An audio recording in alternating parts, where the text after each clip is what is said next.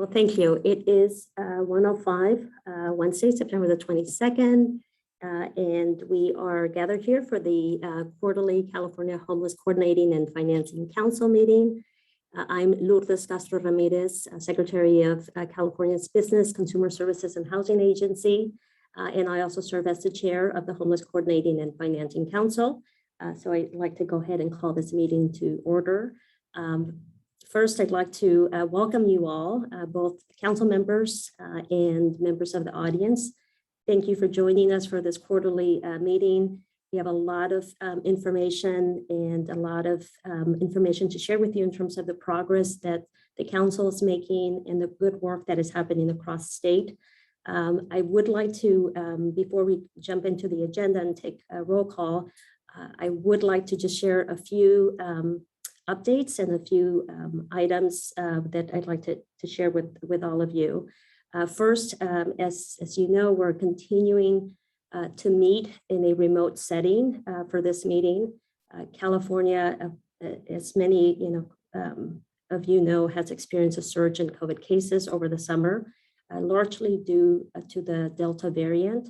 And so it's important, to acknowledge that the pandemic continues to especially be difficult for those individuals experiencing homelessness and for many members of our communities who have not been able to have the ability to access a safe place to maintain safety away from the infection, and also who may not have the proper access, to the vaccine. We are doing as a state very well with the COVID case rate. The news this morning from our colleagues within Health and Human Services is that California is leading the way when it comes to COVID-19 case rate. And that's largely due to the work that you're all doing, getting information out, helping us bring the vaccine to individuals within various communities. But it is really important that we continue to take proper precaution to keep yourself and others safe. So we encourage you to get the vaccine if you haven't already had an opportunity to get vaccinated. For now, we will continue within the HCFC council meetings to convene remotely, and we will continue to do our best to keep the council and the public informed when this changes. Second update that I wanted to share briefly is just the overall excitement within state government as it relates to the historic housing and homelessness investments that we will be making to address housing stability, housing insecurity, greater access to housing that is affordable for individuals experiencing homelessness and at risk of becoming homeless. I think many of you know that the governor signed the budget authorizing just over $22 billion in new housing and homelessness investments. That includes scaling up the Home Key initiative. Earlier this month, the Department of Housing and Community Development announced $1.4 billion in funding that is now available for round 2 of Home Key. And I think you all know that Home Key has been an incredible success within the state, but also has been acknowledged at the federal level for being a best practice. Home Key was built off the success of Project Room Key that was led by our colleagues within Health and Human Services, specifically the Department of Social Services, which was an extremely successful approach to keeping individuals experiencing homelessness safe during the height of the pandemic, and still today. It's specific to Home Key, in a matter of 6 months, with about $846 million, HCD was able to work in partnership with local communities to create and house, to create about 6,000 units of permanent housing and to house just over 8,000 individuals. So more details, can be found in the HCD report that's attached to the agenda. I will also acknowledge that there's a great study that was produced by the National Alliance to End Homelessness, a case study that focuses on California's Home Key program. The case study, can be found in the materials as well, that are attached. The study focuses on our approach, the implementation, and the overall development process. So thank you, National Alliance to End Homelessness, for lifting up the good work that the state is doing in this space. Also with us today for her first council meeting, we're joined by Tina Johnson Hall. Tina is the newly appointed Executive Director of the California Housing Finance Agency. In addition to her tremendous experience and passion for community building and building affordable housing projects, she also served on the CalHFA board since 2014. So Tina, we look forward to working with you very closely as you lead CalHFA and as you continue working with us to expand housing affordability and really to expand our efforts around preventing and ending homelessness. Welcome. And also I'd like to take the opportunity to acknowledge the tremendous leadership from Don Cavier, who's been attending these meetings and being a great partner in advancing the agenda. Thank you again, Don, for your leadership and your commitment. And lastly, today is the last meeting that our colleague, Deputy Secretary for Homelessness, Ali Sutton, will be attending. Ali has been with us for 2 years, serving as Deputy Secretary of Homelessness. She's been with state government for 5 years. And in a very short period of time, Ali led numerous efforts to help us really deepen our commitment and our progress in our effort to prevent and end homelessness. She oversaw the development and implementation of the homeless data integration system. She also was instrumental in working with the council to develop the first ever comprehensive action plan that is focused on preventing and ending homelessness. And also was very instrumental in helping us expand the resources that are available to cities and counties and continuums. So Ali, we will miss you tremendously. Thank you for your many contributions to the state and to all Californians. We will have an opportunity for council members to share some remarks at the end of the meeting, but just wanted to take an opportunity to acknowledge you and to thank you. Thank you. So continuing, I mentioned that we have a very robust agenda, as we always do. I want to acknowledge that our meeting today includes a presentation from Sonoma County Office of Education and the Continuum of Care on their approach to serving youth that are experiencing homelessness. I'm also very excited that Helene Schneider from the USICH, the U.S. Interagency Council on Homelessness, has joined us today, will be providing a report and will be joining us on a quarterly basis, for these meetings. The partnership with the federal government is critically important to the work that we're doing. And so we thank you for being part of the state effort and really driving the point of the importance of federal, state, and local partnership. We will also be hearing updates today from council staff on the implementation and the status of the action plan and updates on state funding and programs. Kudos to the HCFC team for doing a fantastic job putting together a very comprehensive funding guide, resource guide that helps local communities better understand the funding that is available and prioritize how they intend to kind of deploy those dollars to meet their objectives and local priorities. And as I mentioned, we will also have an opportunity to give our best wishes and to acknowledge the leadership of Ali today. So with that, that was a lot. That was a lot. With that, I'm going to go ahead and turn it over to Evan to do roll call, and then we'll get started with the agenda. Thank you. Thank you very much, Secretary. So to call for roll, Council Chair Lourdes Castro Ramirez. Here. Here. Council Vice Chair Emilio Ramirez. Here. Councilmember Amy Anderson. Here. Councilmember Russell Atterbury. Here. Councilmember Alexis Berries. Councilmember Gina Bukieri-Harrington. Here. Councilmember Corinne Buchanan. Here. Councilmember Don Kavir. Here. Councilmember J.C. Cooper. Here. Councilmember Gail Gilman. Councilmember Jody Ketcheside. Here. Councilmember Jennifer Loving. Here. Councilmember Gary McCoy. Here. Councilmember Tokes Omishakin. Here. Councilmember Rebecca Ruan O'Shaughnessy. Here.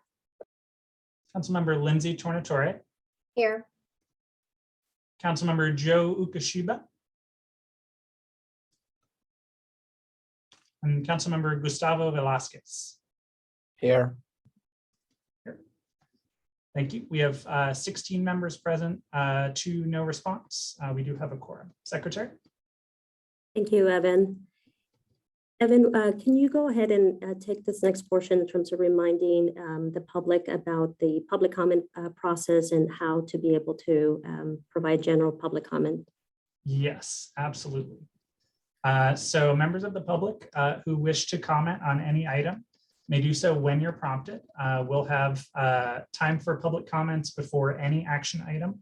Also at the end of the meeting or toward the end of the meeting, there will be a period specifically for public comments.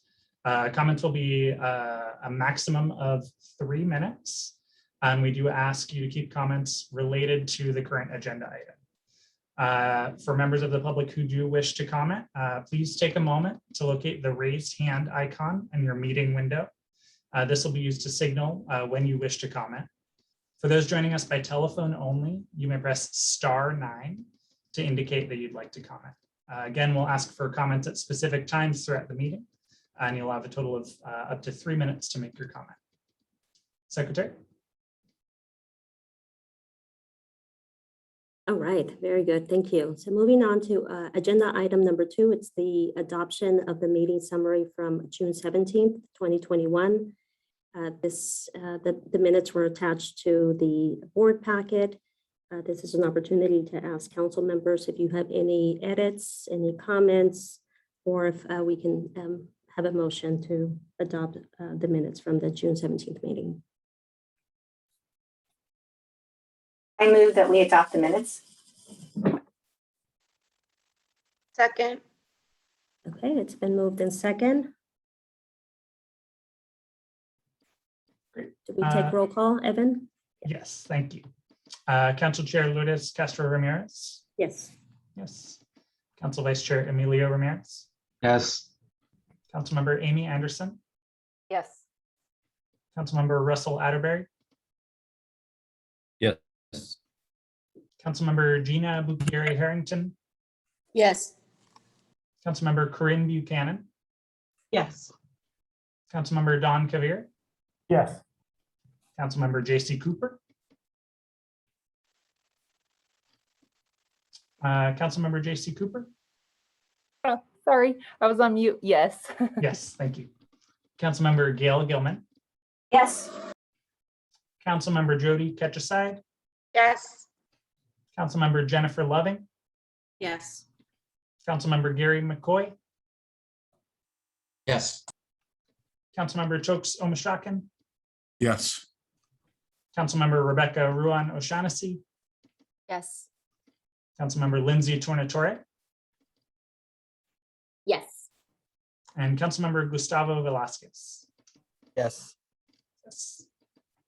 We have 16 votes in favor, no votes against. The motion does pass. Secretary? All right, great. Moving on to agenda item number 3.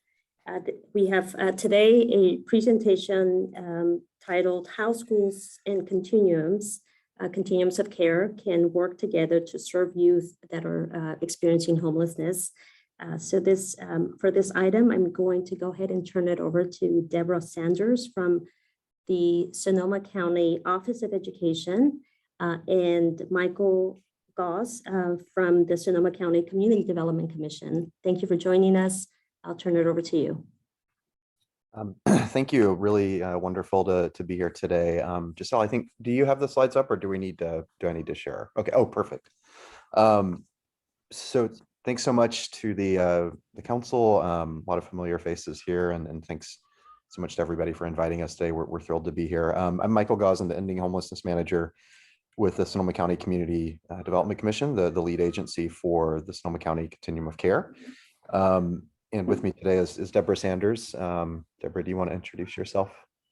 Sure. I'm Deborah Sanders. I am Education Liaison for Sonoma County Office of Education and proud partner of Michael. Thanks. So I think, since I started in 2015 up here, Deborah and I have worked really closely together trying to build a relationship between the COC and also between the County Office of Education. So we're excited to share some of our foundational learnings and just overall, experiences we've had over the last 6 years. Deborah, it's been a while. So I think we can go to the next slide.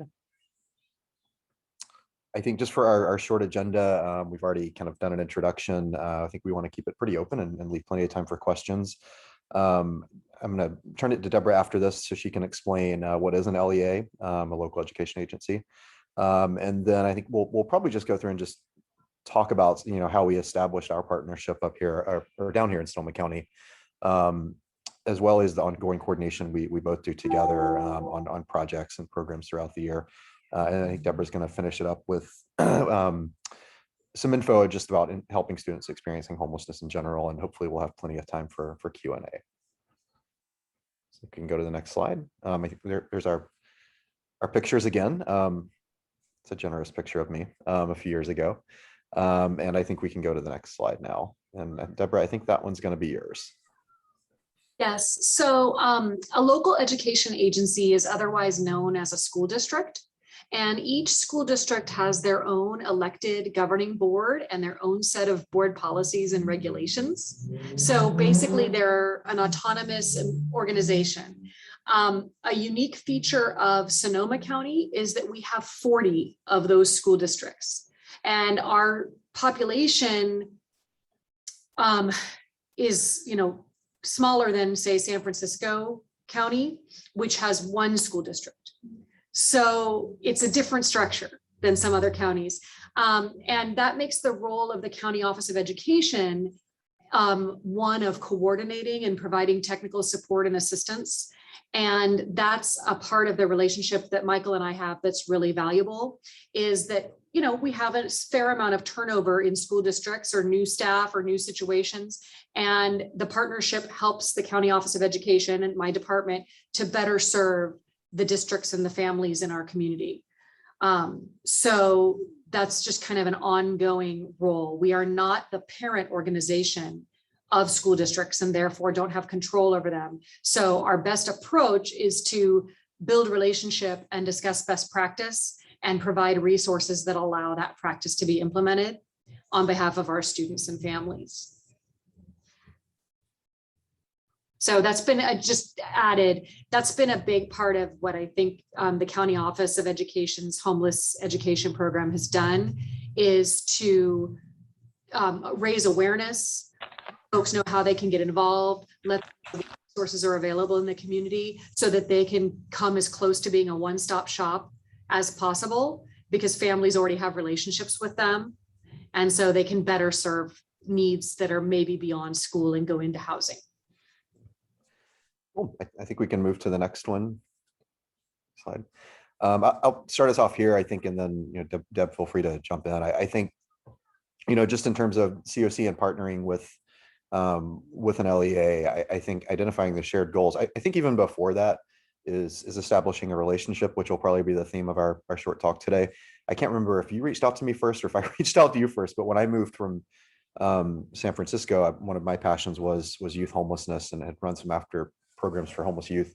So I think within a first month of me working for the COC, Deborah and I were already in contact to really lay the groundwork on, how could the COC lead agency get information out, not only to agencies, whether it's McKinney-Vento resources, and vice versa. How could the LEA help us in terms of, making sure that all of our partners and family shelters, things like that, had just the basic knowledge of what, whether it was a free bus pass, free food, et cetera. And I think, another big thing that we've worked on right from the start is the local pit count each year. And Deborah and I, from the 2015 on, I think we've really improved some of the data collection we've had, especially on the pit count, in collecting data, on actually reaching out to all. How many school districts do we have again? Is it 50? 40. 40. Okay, I was off. But all 40 districts, though, to try to get a sense of how many students or families there are experiencing homelessness, whether they meet the narrow hard definition or the broader McKinney-Vento definition. And we actually have those school districts call all the families on their list, which Deborah can talk about more, in the 2 or 3 weeks around the homeless count. So I think the first year, maybe we had 2 or 3 districts participate. And now, in the past, we've gotten up to probably 25-30% gathering data, which helps us get a better picture of not only families who might be experiencing homelessness, but also students themselves. So I think that's kind of where we started off, is kind of establishing a partnership. Obviously, there's lots more that goes into it, but having Deborah and SCO as a member of various committees in the past has been a huge help in bringing those resources to bear. Deb, I don't know what you want to add. I think I'll just add, Michael, that part of why this has blossomed is the willingness for each of us to go outside of our most narrowly defined role to see how we're interrelated. So schools use what's called McKinney-Vento definitions for identifying youth that are considered homeless. And that definition includes doubled and tripled up.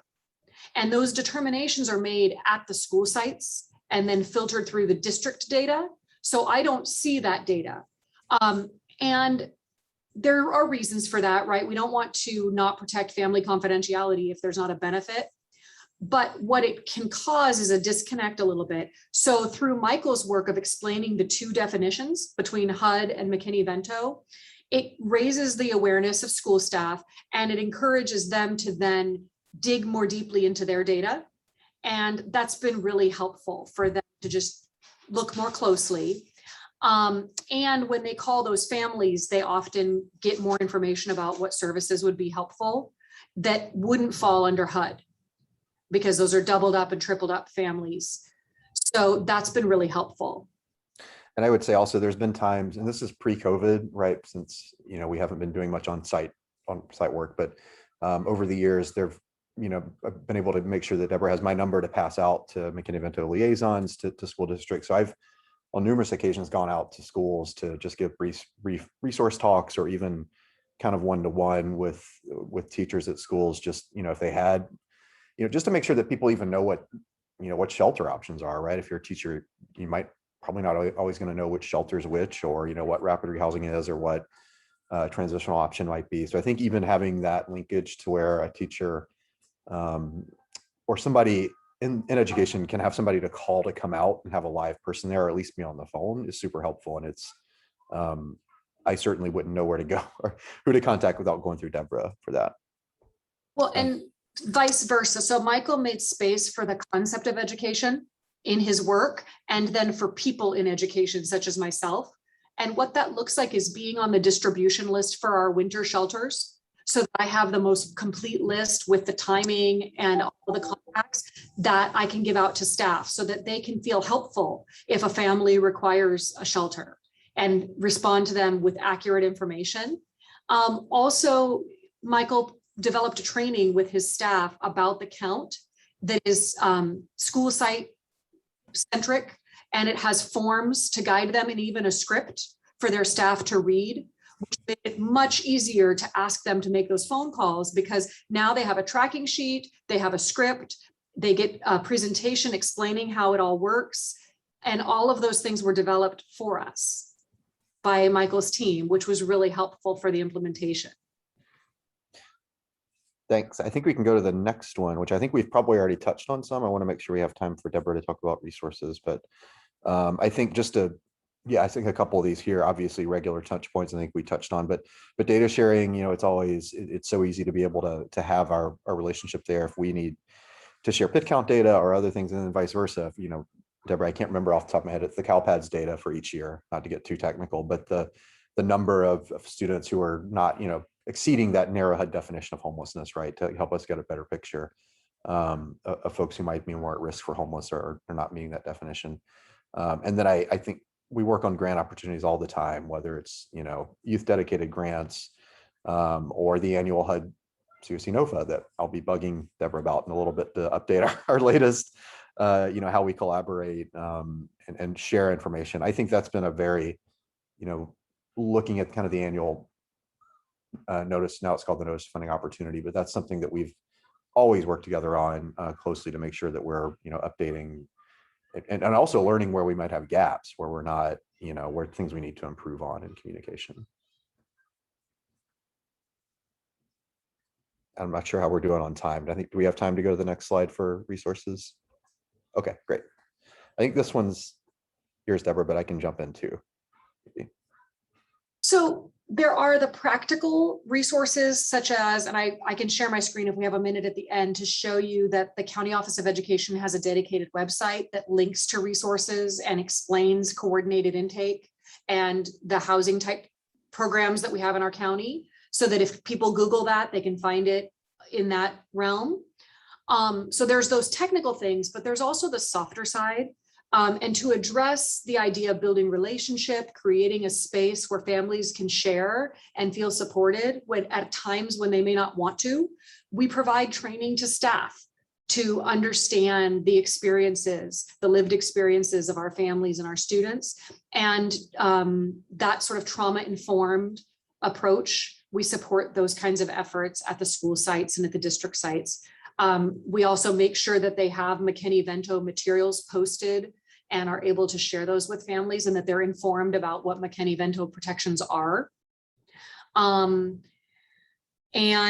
we seek youth input through structures such as the Homeless Youth Task Force, which is now an ad hoc countywide group, but it is in place and is really reliant on a student voice. It's operated in conjunction with Voices, which is a youth-led, youth-run drop-in center in Santa Rosa, and other partner agencies.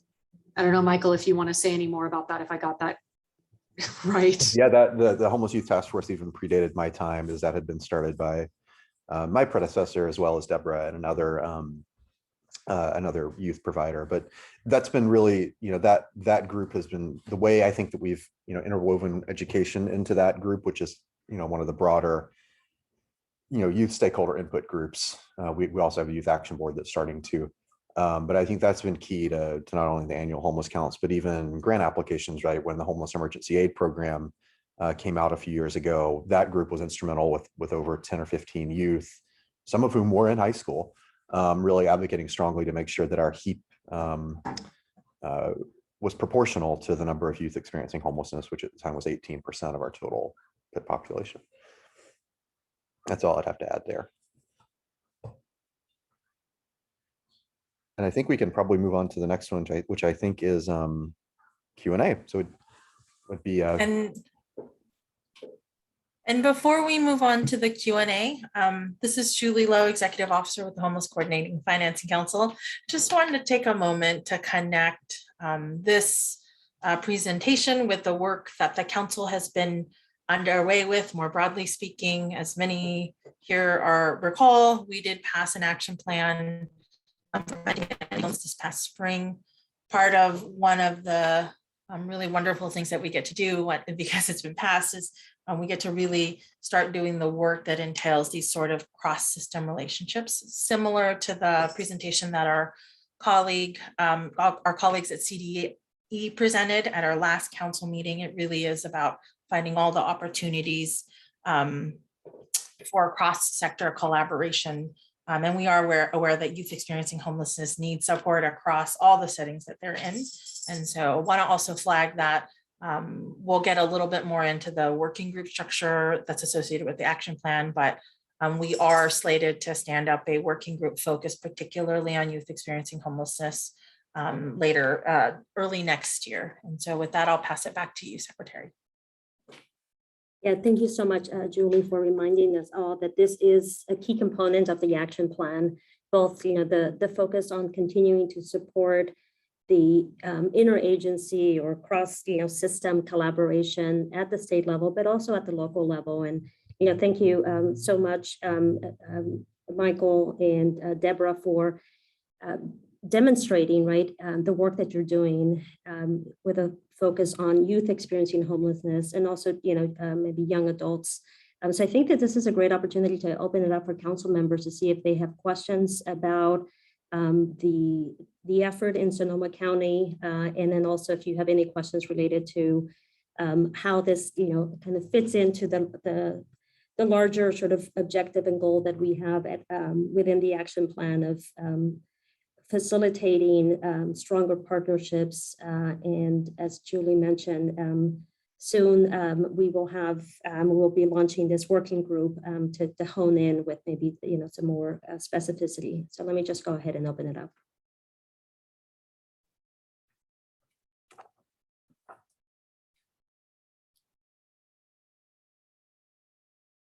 Secretary, this is Russ Atterbury from Calvet. The question maybe for both Deborah and Michael is, I'm always curious about standardization and how if we have a best practice somewhere, if somebody else can mimic it.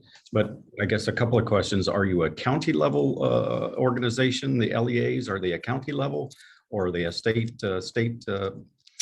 employee?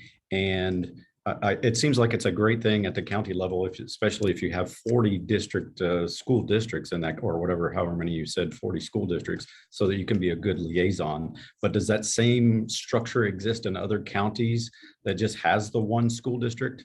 And do other counties have these similar LEAs? Do all the other counties in the state have an LEA type person or organization? Deb, that's more on your end, I think.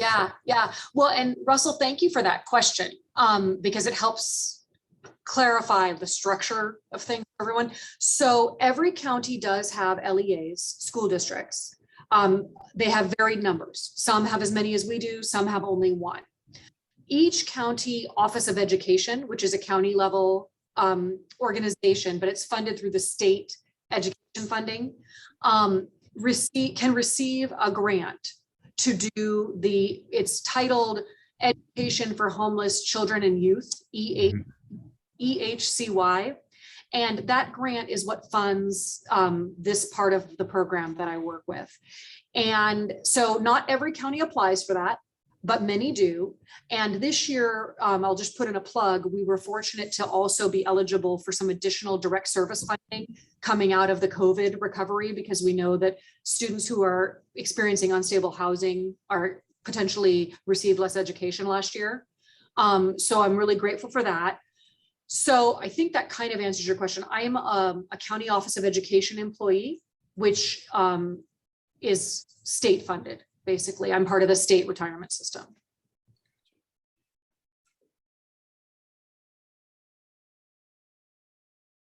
That's it for me. Thank you. That's a good answer. Thank you, Deborah. I also have a question. Yes. I think, so that was super helpful presentation. I also kind of represent the higher ed system, and what we're really strive to do is also achieve these statewide partnership, but really most importantly, local level partnerships, right? So I do have a general question around kind of with this partnership, we are assuming, right, a little bit more of a warm handoff for in terms of service delivery. How are the students in terms of placement of prioritization within the continuum of care? So let's say, right, we are able to refer students seamlessly into the continuum of care, but then in terms of the county level prioritization, do the students actually end up being served? And now there are obstacles in terms of that that process and the actual receive of the services. That's a fantastic question. I can take a first little crack at it, but really great question. I think, where the partnership between, Deborah and I and our agencies comes into hand is if, I think it's cutting through some of the obstacles and red tape, I think. So, right, if Deborah has a family that maybe is in coordinated entry or isn't in coordinated entry, it doesn't know what that is, I think she knows she has a contact in me, and I could at least help narrow down, the pathway where a family or student might go. Or even if it's a single student, right, who's 16, 17 and needs to go somewhere to like a youth oriented program. So I don't know, Deborah, you might want to add to that, but I think it's having that relationship there to kind of cut through and have an initial point of contact, which I think even if you're not meeting directly with the family or student, it is like a warm handoff, because at least we have the capability to work together and start to brainstorm, and then can drill down to see if we need a release or something like that to facilitate to the next level. Yes, and I should have said in my earlier answer to Russell's question, every school district, every LEA is technically required to have a McKinney-Vento liaison. And part of my job is to cultivate that and train them and provide them with resources and support. And so those are fairly strong. You can actually see a list of the Sonoma County liaisons on the Sonoma County Office of Education website. And you can see those for many counties, like on their websites. Why I mention that is because through those partnerships, we've now got partnerships with the programs in each of our little towns or cities. And so now those programs are starting to sign releases with parents so that they can communicate specifically with me when a student has an education need. And that has sped things up considerably, because what it looked like in the old days is a school person like myself could not get any information from a shelter because of confidentiality. So I would have to say, if you happen to have a person living here with a child, could you give them my business card and ask them to call me, right? Because they couldn't tell me who was there. Now we've cut through that. Parents agree that they want to talk to me, so I can be involved right away and get them connected to the district liaison. So that's how we know they're getting better support. It feels much better. Thank you. Deborah and Michael, I had a question. Just, the last 18 months, very challenging, right, for families and communities across the board. What are you seeing as it relates to youth experiencing homelessness? Have you seen an increase? And what are, what is the level of the ability to be able to provide, the support and connection to either interim housing or services? Do you mean 18 to 24 TAY or kind of youth, both unaccompanied children and the TAY? Yeah, maybe both. Both. I can speak probably more to the TAY side, and Deborah can probably talk more about the under 18. But we actually do, and we've done an annual homeless count with a dedicated youth count every year since 2015, and even did one in 2020. But like almost all other COCs, we did not do one in 2021, so we don't have an updated number. But we did have a pretty significant drop in youth homelessness in 2020. The 2020 count over 40%. Still over 300 youth, which is too many. So I can't really predict a number so far, but I do know that one of the things that I worked on the emergency kind of COVID homeless task force over the first 12 months of the pandemic. And I think one of the things I saw there is that obviously TAY, who are 18 to 24, really couldn't avail themselves of Project Roomkey.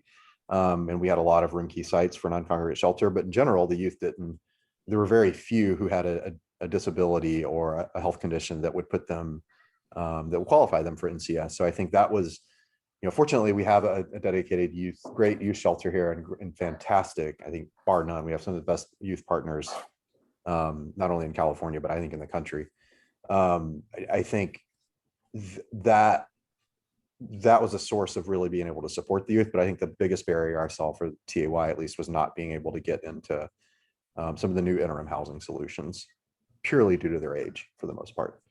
Deborah, I don't know if you want to add anything about Sure. Okay. So the impact of the shelter in place, which we had in our county for quite a period of time, was obviously that everything that used to be out in the world came into wherever people were.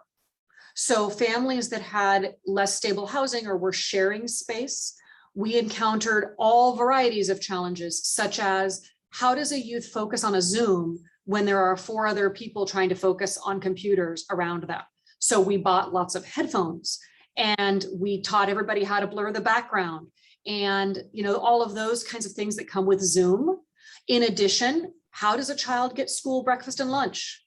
Right? So our nutrition programs actually ramped up. They started packaging the food in a week's worth. They started partnering with food banks so that families could stop and pick up the week's worth of school breakfast and lunches and the food from the food bank. We tried to drop off school supplies there. That met with sort of hit and miss because people didn't know what they needed. I thought they would want more school supplies, but we didn't get as many requests. So we were learning as we went. The positive is that I felt people were very proactive in collaborating and building strength and understanding that if a family was going to leave their home or leave where they were, make it as few trips as possible to get as much as possible. We don't know what the learning loss has been for some of those students. Maybe they did not log on at all. Maybe they still didn't have internet in spite of rolling out hotspots and internet access for kids. Not everyone achieved that. And we're trying to play catch up now. One of the things I'm doing is trying to identify youth who don't have an enrollment this year, right? Who may have moved during distance learning or haven't reconnected to a school. So some of those overlap, maybe some of those folks got permanently housed, but others may remain not permanently housed. Yeah.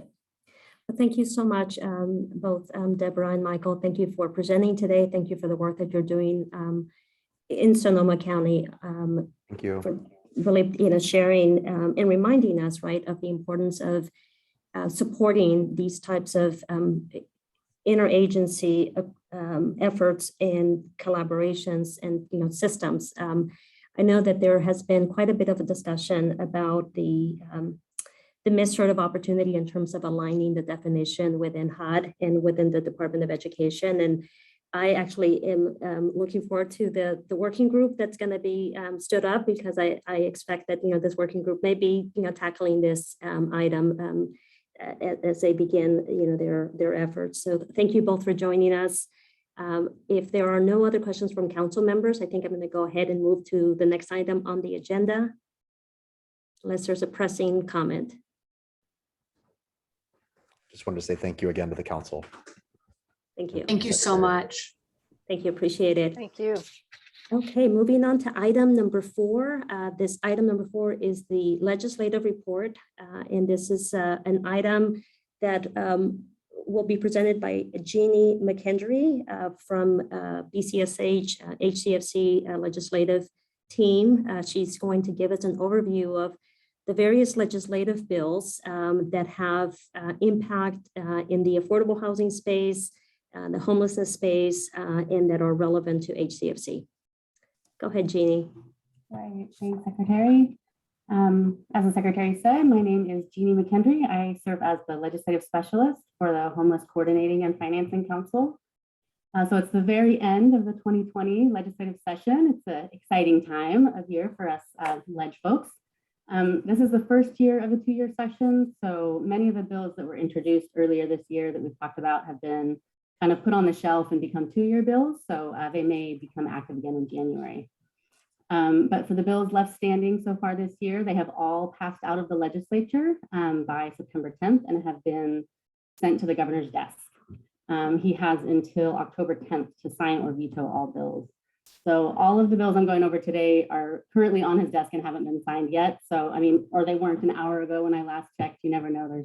Everything's moving pretty fast this time of year. So, so today I'd like to go into some detail on the 2 bills that have a direct impact on this council. And then I'll provide kind of a high-level overview of some additional homelessness bills that have been sent to the governor. The first 2 bills, AB 1220 and AB 977, haven't been signed as of this afternoon, like I said, but The administration has worked closely with the author of these bills, so we're pretty confident and hopeful that they will get signed into law in the next couple of days. So we've already moved on my slides, thank you. So AB 1220 was introduced by Assemblymember Luz Rivas. It's titled California Interagency Council on Homelessness. And this bill proposes to make several administrative changes to the structure of this council. I know we've covered this bill a couple of times, but there have been some notable amendments since we last spoke about it. First, the bill renames this council from the Homeless Coordinating and Financing Council to the California Interagency Council on Homelessness, or CAICH, or California ICH, or PITCH. I'm not quite sure. We'll have to maybe take a vote on what acronym people prefer on that, but whatever acronym we settle on, this name change more accurately reflects and represents the purpose of this council and aligns with the naming conventions of other homelessness councils around the country.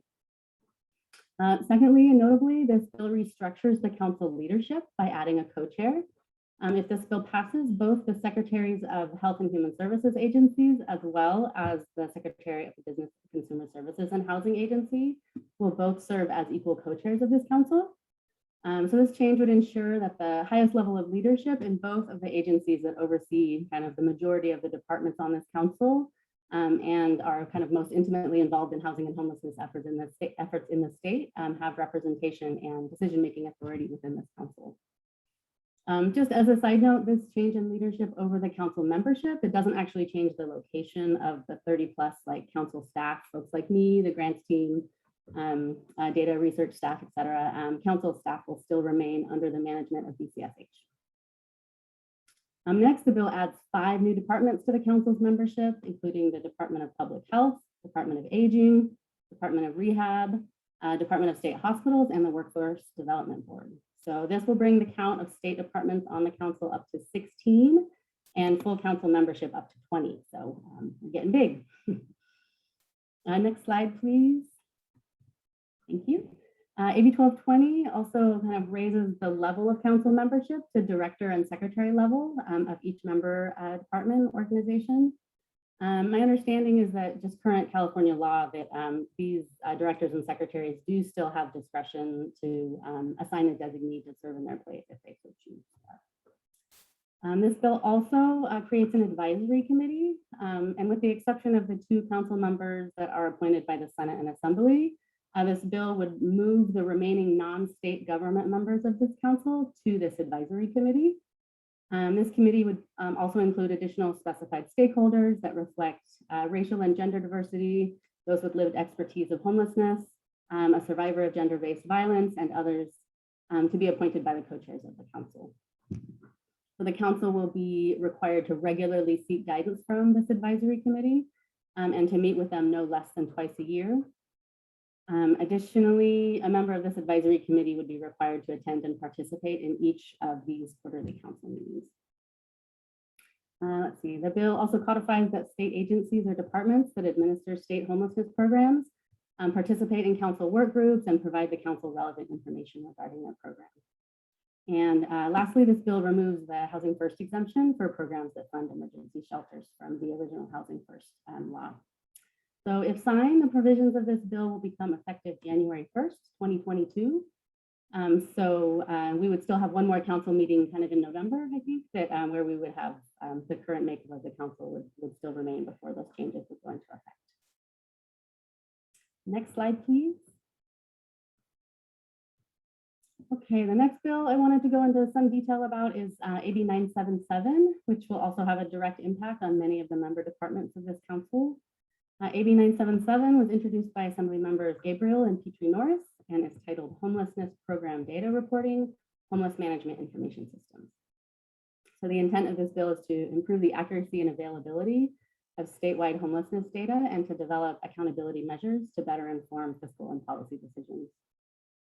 AB 977 requires that state-funded homelessness service programs report client data into HMIS as a condition of receiving state funds beginning on January 1st, 2023. These reporting provisions would also apply to any new state-funded homelessness programs. This bill specifies that any new state-funded homeless programs that come online or any new grantees to existing programs could be granted up to a year from program launch to give them some time to kind of come into full compliance with the provisions of this bill. 977 also provides that upon request, grantees can receive technical assistance to help them kind of get trained and up to speed on utilizing HMIS from council staff or federal partners in consultation with the administrating state agency. Next slide, please. So the data elements that are required to be reported into HMIS under the provisions of this bill include the common and universal data elements as required by the U.S. Department of Urban Development, or HUD. This ensures that we'll have the same data elements for both state and federally funded homelessness programs, improving our ability to do meaningful research and analysis across different program types in the state. The bill also requires COCs to continue to share their HMIS data with the council going forward for purposes of populating the state's homeless data integration system. Currently, COCs share their HMIS data with the council pursuant to agreements based on their receipt of HAP funds. But this provision would ensure that even if the council is not providing direct funding to the COC, that the council will continue to receive this vital data. As you may know, the state's HDIS system is populated with HMIS data received from COCs. So the provisions in this bill will ensure both that HDIS will continue to receive this data and that the data will include complete, accurate information on all of the state and federally funded homelessness programs in the state.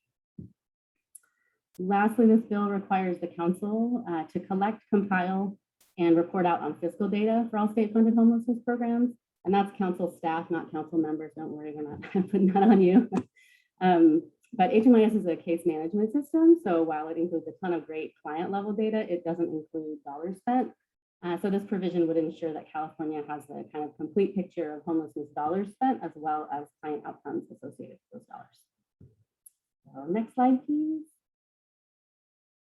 Sorry, that was a lot of detail on those two bills. I won't go into very much detail on these next few bills, but there were just a few additional homelessness bills I did want to highlight. Well, this is actually really appropriate after our Solano presentation. This will be, oh, COCs, homeless liaisons. Yeah, we know all about this. So this bill is AB 27. That's by Assemblymember Luz Rivas, Chu, and Quirk-Silva. It's titled Homeless Children and Youth, Unaccompanied Youth Reporting. So this bill is addressing some concerns that were raised in a state audit report a couple of years back that asserted that schools are not adequately identifying all of their students that are experiencing homelessness, which is a necessary first step to ensure these students actually receive the services that they're entitled to under state and federal law. So to improve the identification of these students, this bill requires the California Department of Education, or CDE, to develop best practices and to create a model housing questionnaire to share with statewide with all local education agencies, or LEAs. This bill also then requires that LEAs administer this or a similar housing questionnaire to all families in order to ensure they're identifying all homeless children and youths and unaccompanied youths enrolled in their school districts. They then must annually report this data to CDE. So the federal McKinney-Vento Homeless Assistance Act mandates that all LEAs have a staff member that Deborah talked about, the homeless liaison. And this bill requires LEAs to post the contact information of these liaisons on their websites. Again, sounds like Sonoma's ahead of the curve and already doing that, but it's just kind of to ensure that, that all of these LEAs are doing that, are making sure that that information is readily available. And lastly, subject to an appropriation, CDE would be required to award grant funding to create 3 regional technical assistance centers related to homelessness and unaccompanied youth. The next slide, please. We've got AB 46, also by Assemblymember Luz Rivas. She's busy this year, is entitled the California Youth Empowerment Act. This bill establishes a California Youth Empowerment Commission in state government. It would consist of 13 voting commissioners between the ages of 14 and 25. The bill it is pretty clear about all these the members would have to meet kind of certain criteria, either have experience with youth homelessness or foster care, et cetera. So you've got commissioners with lived experience on this board. The purpose of this commission would be to provide youth a meaningful opportunity for civic engagement in order to improve the quality of life for California's disconnected and disadvantaged youth. So this bill requires the commission to meet regularly and formally advise and make recommendations to the legislature, the superintendent of public instruction, and the governor on various legislative and fiscal issues affecting youth, including youth homelessness, among many others. So while collaboration with this, the Homeless Coordinating and Financing Council isn't specifically mentioned in this bill, I imagine that HCFC would be interested in consulting with this Youth Empowerment Commission and tapping into their expertise on issues relating to youth homelessness. Maybe they'd want to join our youth work group we were just talking about that. Next slide, please. Next, we've got AB 546 by Assemblymember Meinstein. It's entitled Dependent Children Documents Housing. This is another youth-focused bill, but this is focused on foster youth. As we all know, former foster youth have a much higher probability of experiencing homelessness than their non-foster care peers. The purpose of this bill is to kind of help ensure foster youth are in stable housing and are not terminated from foster care into homelessness. So this bill specifically requires county welfare departments to include in their final reports prior to terminating dependency information whether housing referrals have helped these youth secure stable housing, and if not, what additional services will be provided to ensure that they are not terminated from foster care into homelessness. Next slide, please. All right, this is my last slide. Thanks for hanging in there with me. AB 362 by Assemblymember Quirk Silva is titled Homeless Shelters Safety Regulations. This bill requires that a city or county that receives a complaint from an occupant of a homeless shelter shall inspect that shelter and advise the operator of any violations and the necessary actions to resolve them. Operators will have 30 days to correct any violations, and those who fail to resolve the findings may be liable for civil penalties and will also not be eligible to receive state funding for the operations of their shelter.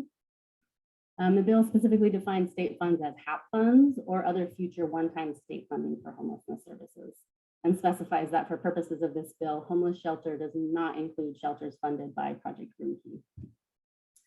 So this bill requires each city and county to provide an annual report to both HCD, the Housing and Community Development Department, and BCSH. That includes information regarding non-compliant shelters and violations. And if a city or county applies for state funding to support the ongoing operations of a homeless shelter, they must also disclose to the state agency any unresolved shelter violations in their jurisdictions. So, and then they can be deem these shelters ineligible for state funding. So that was a lot. I'm happy to take any questions either now or later on. Thank you, Jeannie. So this is a time and an opportunity for council members. If you have any comments or questions on the bills that Jeannie just presented.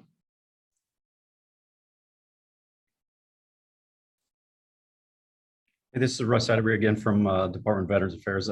Curious about AB 977, the data points and the client data elements. I just wanted to make sure that the HDIS system that we're putting into place that does capture all of the HUD federal requirement for reporting all of those data points. Just wanted to make sure and clear that up. And specified, I had something else in my notes I wanted to ask, but now I forgot. Sorry. I was scribbling. But yeah, just wanted to make sure that that the new system that we have does capture all of those required data points. So I don't know if somebody that's more versed with HMIS wants to respond, but from my understanding, HMIS it's set up, it's like a federally set up through COCs based on federal requirements. And so any program that currently reports like federally funded programs or others that report into HMIS, there's kind of standard data elements that they all report, demographic data, outcome data, that kind of thing. And so we're just trying to make the provisions in 977 are trying to make it consistent. So both state funded programs as well as the federal programs that already report in HMIS are reporting the same data elements. So these aren't, none of these are weird, weird data elements that wouldn't already be in any HMIS system that you have access to. Got it. Perfect. I also have a follow-up question around AB 977, like think about compliance and data and all of that, right? Is there a list of the specified state-funded homeless service programs? Because we have a lot of housing funding now, thanks to kind of the statewide effort, right? And so what does that look like for systems like ours and others that are really investing in housing now? Yeah, so the bill does include a list of specified programs. And as the office and the administration were working on that list, we're trying to just include programs that are really doing direct services. You know, like if you're just building affordable housing, you're not going to be reporting into HMIS. So we tried to just include the programs that are real specific to actively providing housing supports to people experiencing homelessness. But yes, the bill does have a list. I want to say, was there 12 or 15 in there? I can pull it up and read it to you if you want, but it is right there in the bill. So, okay, great. Thanks, Rebecca. That's exactly, I wrote specified in my notes and put a question mark next to it. That's what I was going to ask. Thank you. So if I could just jump in from the California Department of Education regarding AB 27, I just wanted to give just a quick update or plug that the actions that would be required in this bill, which are specifically around the regional technical assistance centers and also the additional housing questionnaires. My team has been working very closely with the author's office throughout the development of this bill. And so the Department of Education has already put all of these pieces into action. And I'll drop in the chat for everyone a link to our webpage which has updated identification strategies in light of the COVID pandemic for districts. So please feel free to share that. Thank you. Yeah, I'm so glad you brought that up. One of the provisions of the bill that I didn't mention is that it has an urgency clause, which I remember thinking, how can we implement this immediately if you have to put all these together, but you're already on it. Good to know. And I'm going to add more during my department update. So thank you for that.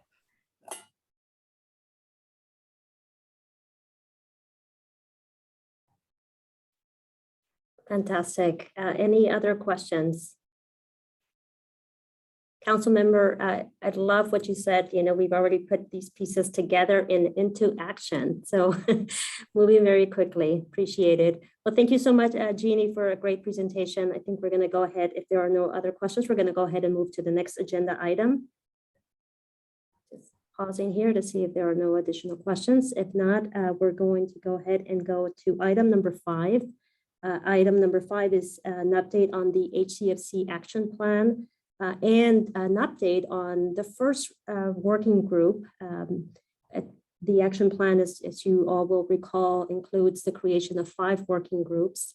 And the first working group, which is focused on the funding and programs and really looking at how to prioritize and connect funding investments, has begun to meet.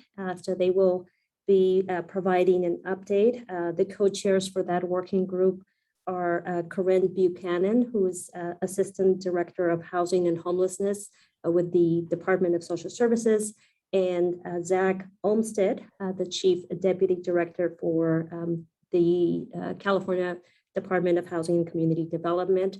Before we hear from the funding working group, I'm going to go ahead and turn it over to Julie Lowe, Executive Officer for HCFC, to provide an overall update on the action plan and council staff activities. Good afternoon. Got a lot of really great updates around what council staff have been up to. Council staff have been in a particularly reflective period, given Allie's transition. And just, you know, I was thinking earlier that a year ago at the September council meeting, what was being presented was a plan of how we would collect input on an action plan. And we are reporting to you a year later to provide quite a set of robust activities we've been engaged in. Next slide, please. So first, I am happy to report that we have successfully collected a significant amount of progress on the fiscal year 2021 activities committed in the action plan. All 13 reporting departments that are represented here at the council currently provided a copious amount of report backs on the various activities that have been underway. What we have been doing is doing our best to consolidate all of that information and really structure it into a narrative format that will provide a pretty good sense for where all of those commitments stand. We will be sharing the draft report with the council prior to our November 3rd meeting for discussion and further review shortly. Next slide, please. related to our action plan were a number of activities that HCFC committed to around housing first. We will be underway with a second round of housing first assessments.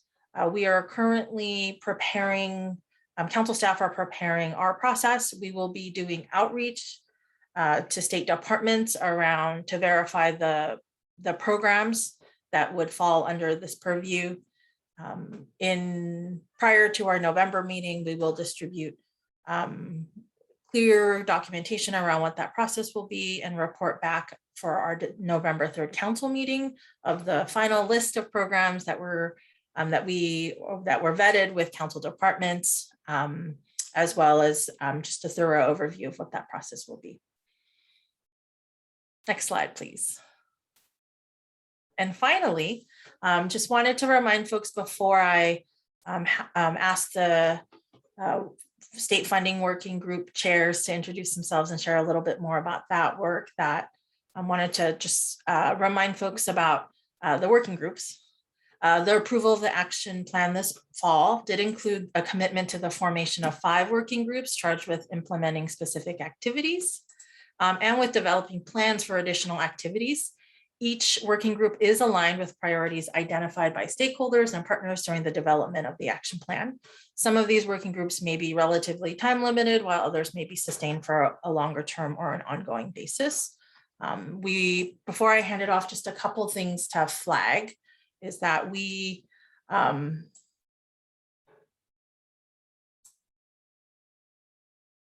our first working group up and running. We got it up in a remarkably short amount of time. We will start to address the 4 additional working groups shortly. By our November council meeting, we will have a plan to present more robustly. I know that many of our state departments and our partners are curious of what those other 4 working groups entail, and I think more specifically around staff assignments around those, and we'll do our best to present it in a more robust way so that folks can really do some planning around that. And with that, I will turn it over to Zach, who is one of our co-chairs for our state funding working group, to kick us off on introductions for around our work with the first working group. Thanks, Julie. Hi, everybody. Zach Olmstead, as was said, Chief Deputy Director for Department of Housing and Community Development, or HCD. I've been with HCD about 5 years. Prior to becoming Chief Deputy, I was the Deputy Director over the Housing Policy Development Division, and have been working on homelessness issues for hard to believe 20 years now, starting in direct service at a homeless service provider in San Diego. I was an advocate specifically on homelessness, a registered lobbyist, maybe one of the only ones at the time, as far back as 10, 12 years ago, and then worked in the state legislature for then Speaker, now Senate Pro Tem Toni Atkins, advising her on actually when she was chairing the select committee on homelessness in the state assembly, and then on housing, homelessness, and transportation issues. She was Speaker of the state assembly. So I'm really thrilled to be working with all of you. I know many of you, but not all, and wanted to just introduce myself to the council and to the members of the public who are participating. And we have a lot of work to do, but we have a lot of renewed resources to do it. So it's a very exciting time. And with that, I will happily transition to my colleague, Corinne, and let her introduce herself. Awesome. Thanks, Zach. Hi, folks. Corinne Buchanan, your fellow HCFC council member, and I also serve as the Assistant Director of Housing and Homelessness at the California Department of Social Services. And I'm thrilled to get to work with Julie and Zach as the co-chair for this new state funding and programs working group. I have been working on homelessness for about just over 10 years, and before coming to the state, worked in Los Angeles County on housing and homelessness, and before that in the city and county of San Francisco. So happy to bring that local county perspective to the state work that we're doing. So as Julie mentioned, and as the council knows, the action plan calls for the creation of multiple working groups to help steer and address these key aspects of our plan to both prevent and end homelessness in California. So the first is our state funding and programs working group, which is going to bring together the leaders from state departments or agencies that are overseeing that funding and the programs that are related to homelessness. The initial priorities, as outlined very clearly in the action plan, will include setting outcome targets and documenting the impact of the state programs. Number two, aligning new funding and program requirements so that we can help streamline things at the local level for those who are responsible for implementing many of these programs. Enhancing access to funding for marginalized communities. And last but not least, uplifting the expertise of those with lived experience of homelessness in program design and implementation at the state level. The working group will provide progress updates to the council at least twice a year, or as the council requests it, and will also bring decisions and discussion items back to the council. Next slide. The working group and co-chairs, Zach and Julie and I, and the homeless coordinating and financing staff have created a charter for the group. It's a draft charter, and we are working to finalize the membership of this working group and to set we've just recently set the date for our first meeting, which is going to be October the 5th. As you can see, the working group members span 13 different departments and agencies that all fund our work to end homelessness, and you can see them here on the slide. We are just really excited to have an opportunity, a dedicated space to better coordinate these various funding streams and to ensure whole person approaches to the care that we provide, to break down silos and to coordinate both at the state and local level. So we really look forward to sharing updates with this group about the work that we are getting up to in our specific work group. Thanks so much.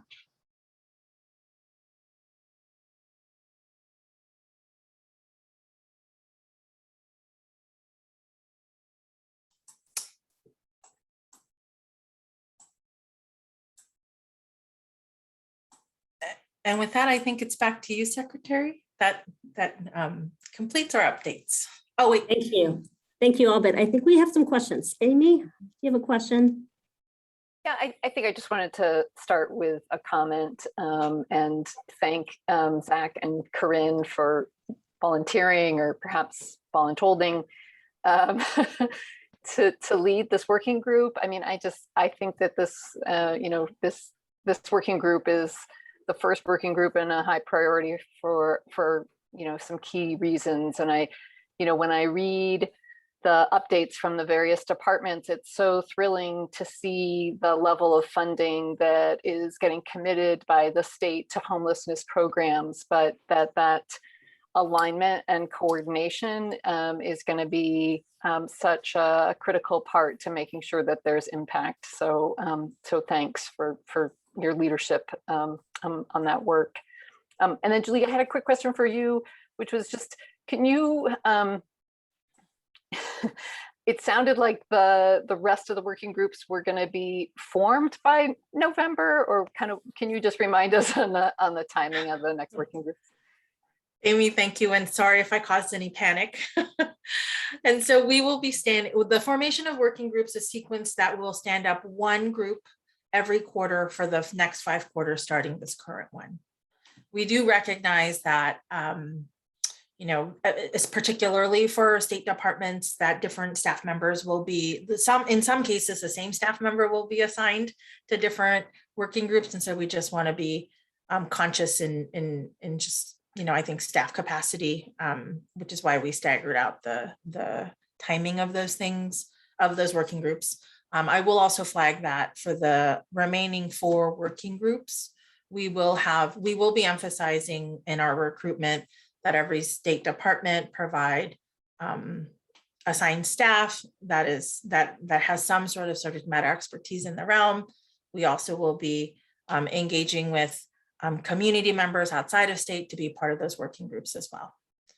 We anticipate that in the November 3rd meeting, we'll be able to provide just a much more concentrated plan. The truth is, I think council staff have been busy getting, just a robust set of activities underway. And so this is what we'll turn to next.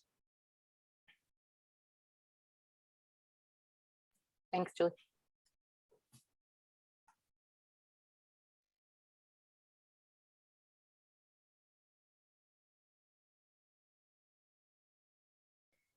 Apologies. Any additional comments or questions on this item?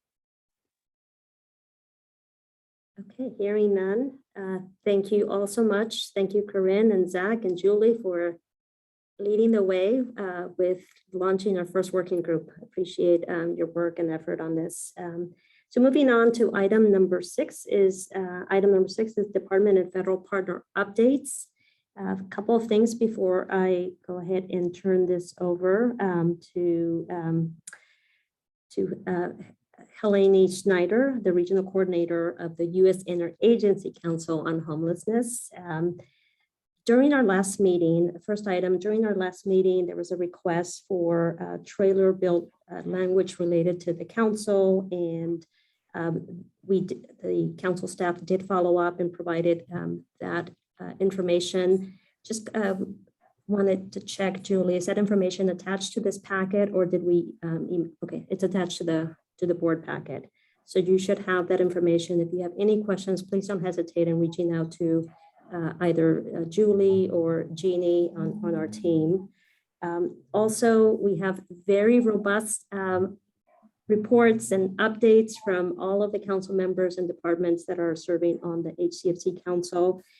For this particular meeting, we did ask council members if they would provide their updates with a focus on the investments that are included in this year's budget, a historic budget, signed by the governor, and many thanks to the legislature for continuing to keep housing and homelessness front and center.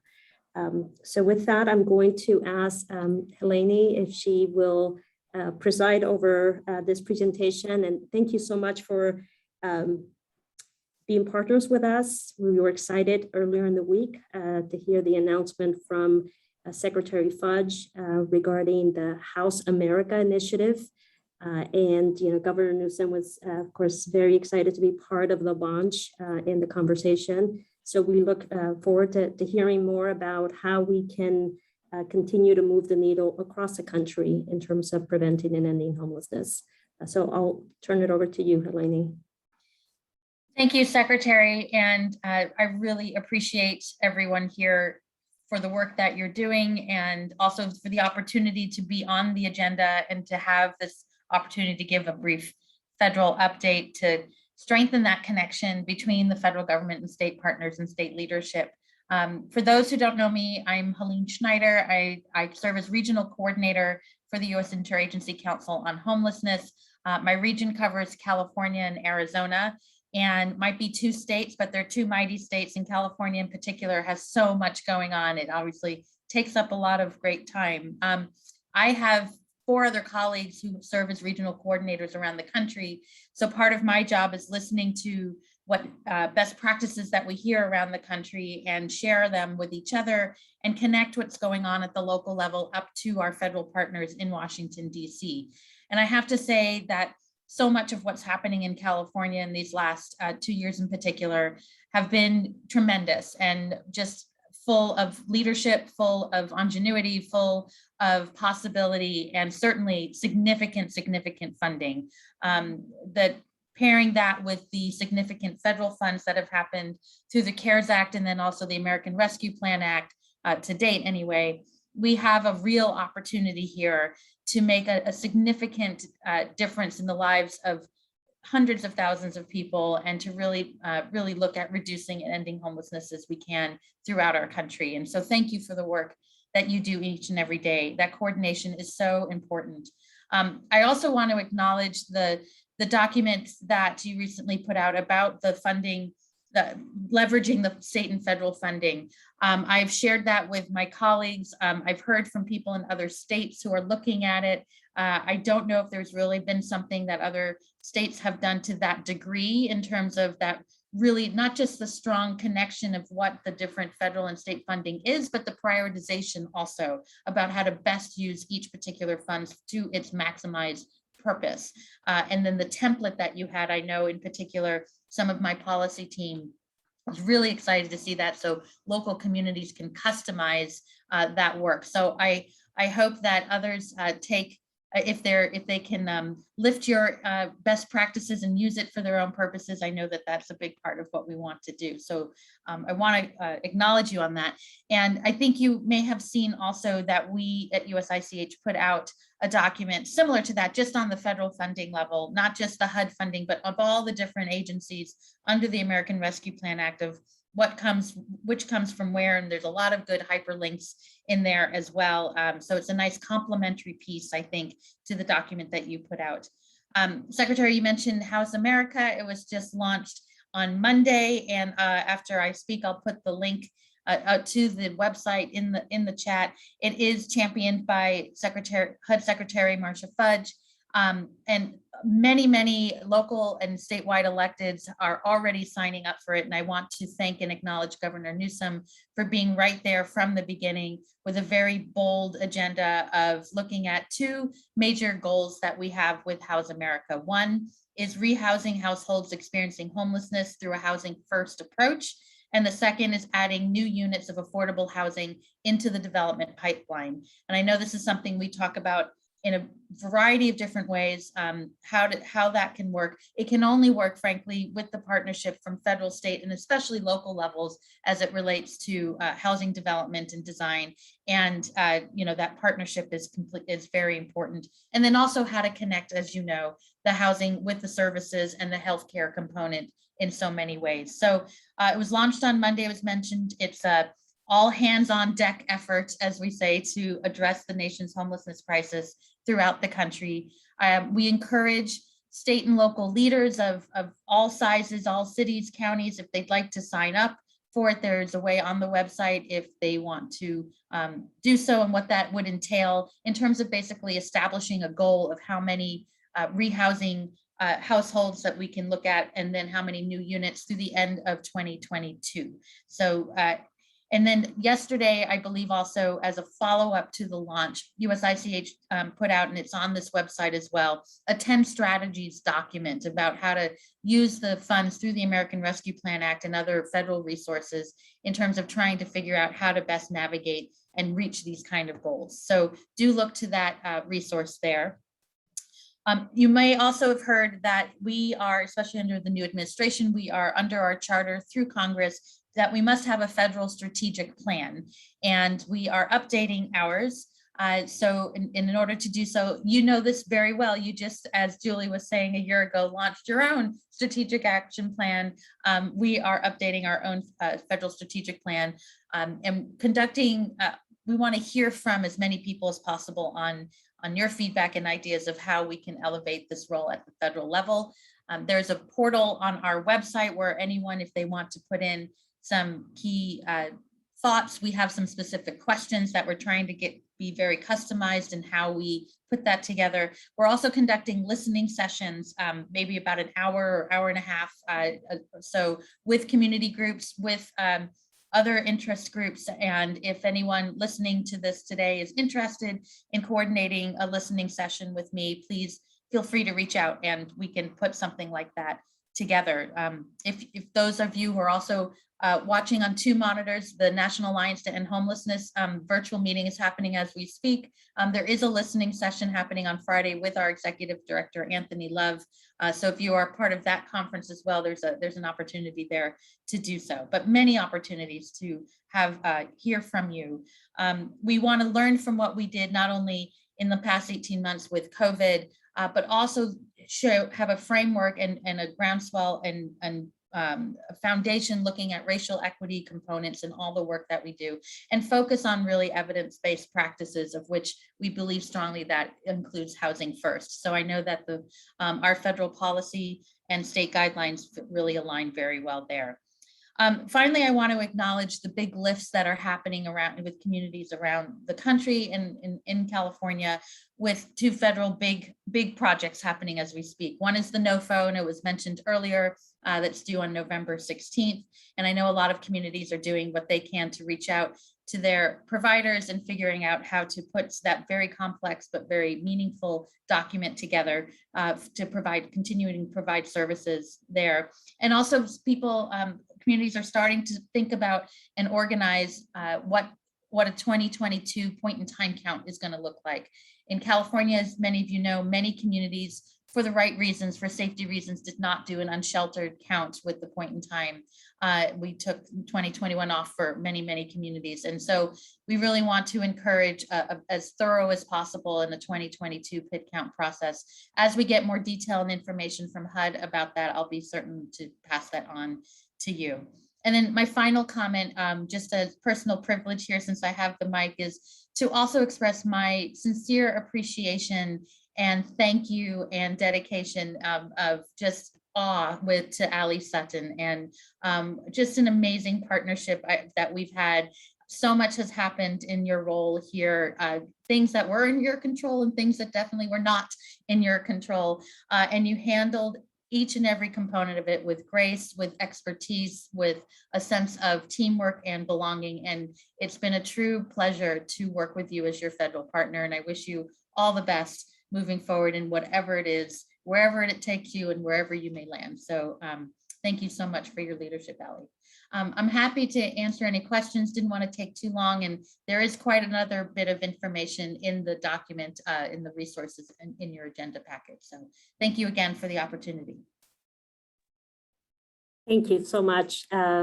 It's so refreshing to be able to work like this with our federal administration, with, of course, across state departments and agencies, and most importantly, in support of the work that is happening at the local level. So thank you so much for joining us. I'm going to go ahead and turn it over to Julie Lowe to provide the HCFC update and also to facilitate the council member updates. Hello again. As Secretary mentioned, I will be facilitating the reports from departments for this portion of the meeting. Just a few more HCFC updates, a few more updates on behalf of our council staff. First, thank you for all your reactions to our recently released guide around putting the funding pieces together. I do want to acknowledge Matthew Doherty, a consultant to the state, who led the development of this guide. Also, I am joined by HCFC Grants Director Victor Duran, who oversees our grant work. Before I pass it to him to talk through some of our new funding programs, I'll mention that council staff are also working to secure a vendor to conduct a statewide landscape analysis, which resources were made available to the council to conduct. We will have news to share on that shortly. And with that, I'll turn to you, Victor. Thank you, Julie, and thank you, council members, for an opportunity to share a little bit about the exciting and historic new investments in homelessness response that HCFC is very privileged to be able to administer in the coming years. So as many of you are aware, there is significant new funding for the Homeless Housing Assistance and Prevention Program, known as HAP. Prior rounds, as we've been referring to them, round 1 and round 2, focused on flexible funding in support of regional collaboration to develop a unified response for ending and preventing homelessness. And in this budget, we see the administration doubling down on those successes in the form of round 3 and round 4 of HAP. So it's the first multi-year commitment, and it's an increase in the appropriation for $1 billion annually. HAP 3 and 4 also introduce a number of new requirements for robust local homelessness action plans from our grantees and measurable performance metrics. And we've also tied significant additional resources to those performance metrics in order to help those jurisdictions that meet their goals double down on what's working. In addition, we're very excited that with HAP 3 and HAP 4, for the first time, we will have a tribal set aside to help our neighbors in tribal communities in their homelessness response efforts. The HAP 3 standard agreement to apply was released last week. We were very excited to meet that first statutory goal. And the standard agreement is what our grantees use to indicate if they will be applying jointly or individually for funds. And it will also allow us to release the initial funds for HAP 3, which our grantees can use to do some of the robust local action planning and performance goal setting work ahead of the June 30th deadline to submit the full application for the remainder of the funds. We are strongly encouraging our grantees, which include continuums of care, counties, and the largest cities in the state, to apply jointly where it makes sense in order to further accelerate these efforts around collaboration and cross-systems alignment. In addition to HAP 3 and HAP 4, we're very excited to release this year 2 competitive demonstration project grants, the first in the fall and another one coming up this spring. We have an encampment resolution grant that will be released. It's scheduled to be released on Friday, October 29th, and will be due by applicants at the end of the year, so December 31st. And then in the spring, we'll have a family resolution grant scheduled for release on March 1st, and will be due back to us at the end of May. Counties, COCs, and cities are eligible applicants, and I say cities, all cities. So this is the first time that cities of any size will be eligible for HCFC funds. Although, of course, we are strongly encouraging collaboration between city COCs and counties that overlap so that jurisdictions are partnering rather than competing for funds, and further supporting that focus on regional response.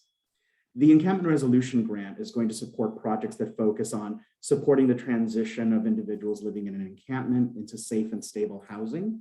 And the Family Challenge Grant will focus on interventions for family units with minor dependents. And both grants are intended to result in learnings in scalable, replicable models that we can then examine, discover promising practices, and promote across the state. As I've been sharing with our stakeholders about these very exciting competitive grant opportunities, I've also been reminding folks that while we are very excited for both of these competitive grants, both encampment services and family homelessness services are eligible activities for HAP 3 and HAP 4. So folks do not need to wait for competing for these grants to launch their exciting initiatives around these two areas. And in fact, we encourage folks to begin launching these initiatives with HAP 3 and HAP 4 funding, and then accelerate them further, through possibly being awarded some of these competitive grants. I think the question portion will probably be at the end. Am I correct, Julie? So I will be on for any questions that come up, and thank you again for this opportunity to share with you about this exciting work that we're going to be undertaking this year. Thank you so much, Victor. And as Victor mentioned, I'll ask for the sake of time that we hold questions until after the reports, and we'll turn to Rebecca for an update.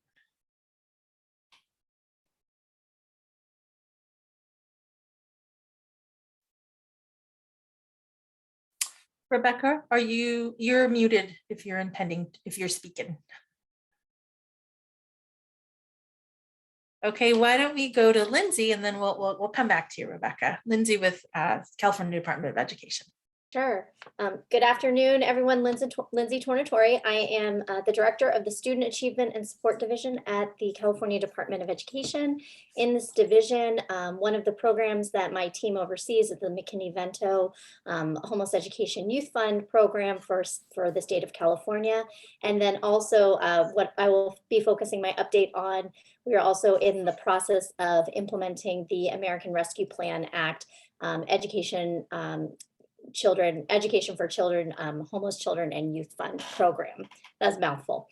So for our update, I will share that this meeting has been a great primer for the update that I am about to give, because we have heard from a bright spot in our state from the Sonoma County Office of Education. And I didn't get to give them an appreciation at the time when they were here, but I just want to acknowledge on behalf of the Department of Education the great work, the compassionate, student-centered and family-centered work that Sonoma County does in our state. Most importantly, the capacity building they do for districts to empower them to leverage their McKinney-Vento and also soon to be their ARP homeless education youth funds, as well to increase identification, which, as we know, better identification leads to better supports for our students and families experiencing homelessness. And so I kind of jumped in during the legislative update about AB 27 because the reason that I wanted to share all of that is because for the American Rescue Plan Act, California received $98 million to go towards supporting students and families experiencing homelessness, going out through grants to our local school districts and county offices of education. So we are very excited because the state agency was able to use 25% of that $98 million for state level activities. And then the other 75%, which is about $73.5 million is going out as local assistance funds directly to schools. And I just wanted to give a really quick highlight of how we are using the state level activity money for the American Rescue Plan Act. And we're using it in 4 ways. The first is actually noted in Assemblymember Rivas's bill, AB 27, that we are going to create 3 regional technical assistance centers using these funds. These are going to be county offices of education. We actually are just getting ready to announce those 3 technical assistance centers. So we have done the application process, and in the coming weeks, we'll be sharing who those county offices will be that will provide support to the entire state. A key component of their role will be the fact that many of the LEAs who are receiving American Rescue Plan Act dollars to support students experiencing homelessness are not McKinney-Vento recipients, meaning that perhaps maybe they may not have the infrastructure in place for managing funds and specific programs for students and families experiencing homelessness. These 3 technical assistance centers are going to make sure that they're building the capacity for everyone to be able to implement these dollars in the most impactful way. The second way that we're going to be using these state level activity monies is by increasing some CDE capacity to manage the grant program.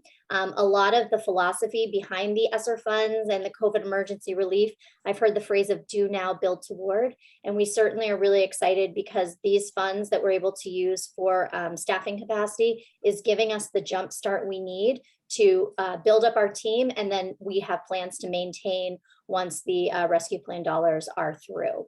The final 2 ways we'll be using these funds is that we will be creating also an innovative practices grant for all LEAs. This could be district, school site, charter, county office, also for community partners too. You don't have to be an educational provider. And so for innovative practices of how everyone is all hands on deck to support our students who are experiencing homelessness. And then the 4th way, we are also going to subcontract out with a 3rd-party evaluator to do an overall evaluation of the implementation of the American Rescue Plan Act homeless children and youth funds from the Department of Education, give us some recommendations for best practices, because again, this is just the start for something that we hope will continue with the momentum that is being created right now. Thank you so much. Thank you, Lindsay. And Rebecca, I see you're on. Would you like to provide your update? Yeah, sure. And I apologize. It was a mom moment of children coming home. I just needed to turn myself to manage the chaos. But thank you very much. So, just really quick updates. I think like many of the partners here, we have seen a really extraordinary amount of support at the state level to really address students' kind of social determinants of educational success for our students across the board, from financial aid to basic needs, and then also specific to support housing services. So in addition to our $9 million ongoing funding to really provide housing services. The 3 higher education segments received $2 billion in one-time funding to really create a new fund for student housing. So this is really, so from the community college system, we will be, we're allotted to, for 50% of that, which is $1 billion. And then on top of that, we also have funding really to support basic needs, establishment of basic needs centers in every single one of our campuses, which is 115 of them. And then also one-time dollars to really support student basic needs in general, and fund housing and food insecurity are 2 largest barriers identified by our students. So really a lot of the focus of this year is that capacity building and infrastructure building, right? So how do we develop a continuum of support to really address housing insecurity in our system internally? So looking at all the funding specifically dedicated to housing and others to support student success, right? How do we really leverage all of these connections with our students to provide that holistic student-centered support, to really focus on the prevention of homelessness aspects of our strategy? And then how do we engage in, and then externally, how do we engage in meaningful multi-directional collaborations with all the partners in this ecosystem to really support not just housing, but all the adjacent services to really support that. And then how do we really enhance our data capability and infrastructure to make better connections between housing services and our vision for success, which is ultimately looking at student participation, student completion, and their transfer and their workforce. So it's really our prosperity agenda for our students. They are coming through our community college system. So that's really kind of building up that infrastructure and also support our colleges in making evaluations around how much of it is affordability issue, which we can push through our cost of success type of agenda, really looking at financial aid and other direct student aids, right? And then also, how do we also help colleges think about student housing option? We're new in this space, so how do we lean into all the strength and expertise in on this screen, and then others to really support us. Those are community members. They're traveling in our system, right? They're students in our context, but they are many of them are kind of the same population that we're all strive to serve. So then also we're looking at system-wide, we're working with CDSS, really looking at our infrastructure in terms of benefits cal. How do we start to think about better supporting our students in terms of verification and student center type of design in the infrastructure, so then that can better kind of support our students in terms of access and actual receipt of the CalFresh and other public benefits program. So those are all the things that we're doing and try to, again, realizing we also have a decentralized system, right? Really lean into that local innovation, local partnership, and think about at the system level how we can kind of support by providing infrastructure and technical assistance. Thank you, Rebecca. And just a reminder for folks that are tuned in that we do have written updates. I know these are quite robust and no need to commit to memory. They are within the council meeting packet. Next up is JC, DHCS. Would you like to provide an update? Of course. Thank Before I dig into my update, because I do have to transition for a conflict after this, I just wanted to acknowledge Ali. I think, at a lot of people, as we started talking about, embracing housing and homelessness within the Medi-Cal system and Medicaid, we're kind of scratching their head. And I think you completely got it from one day and our conversations in the intersection between how critical it is for the Medi-Cal program to be a key player in this space, given the role that we have in the intersection with health and behavioral health, and just wanted to acknowledge your partnership from day one and appreciated all the work that we've done together. So I wish you nothing but the best. So as I kind of dig into some pieces, just wanted to give some people some updates around key initiatives around funding in DHCS's budget, some pretty great pieces moving forward and kind of how we can build that, as well as what we built into our home and community-based services plan that will be, we actually just received from CMS partial approval on, which is really great because there was some great initiatives in there. The first one is we're excited that CalAIM was completely fully funded in the 21-22 budget, which is great. As many of you know, that will be funding both enhanced care management, which will have a population of focus for homeless individuals, but it will also have a wide variety of what we're calling in lieu of services, or what we're now coining as community supports, because we've heard loud and clear that in lieu of services is a horrible name. And so community supports that we will be embracing, and that includes things like housing navigation services, housing deposits, housing sustaining services, so liaison services, as well as some recuperative care. So someone in an inpatient stay who's homeless, transitioning out, having recuperative care, as well as short-term supportive housing available. And so really excited about those things moving. Of course, we're still negotiating some of those pieces with the federal government. So we'll keep the council updated as those go, but happy to see they were fully funded within the budget and moving those pieces forward. We also had within the budget an opportunity for what's called behavioral health continuum infrastructure funding. So over $2 billion of infrastructure funding focused specifically on increasing the behavioral health facilities across the entire state of California, really all the way from wellness centers and community-based behavioral health services to inpatient behavioral health services. It will be both specialty mental health as well as substance use disorder services, and really making sure that the full continuum is capturing services across the state. We have parts of the state who do not have access to critical crisis services, beds or facilities on behavioral health, and really expanding that, including some of our mobile crisis pieces as well within that infrastructure. And so the department is actively working on putting together advisory pieces, and there will be an upcoming presentation on what that will look like, the phases of those funds being available over the next few years, and how many of those pieces would work. And of course, we are working very closely with Corinne and DSS in regards to many of their complementary funds as well on the residential side of things too. So look forward to partnering with many of you as that continues to roll out. I think I would also just put a plug in for some of the work under CalAIM that we are doing on the justice side. So we have a pretty comprehensive justice package within the CalAIM proposal that we are currently working with CMS on.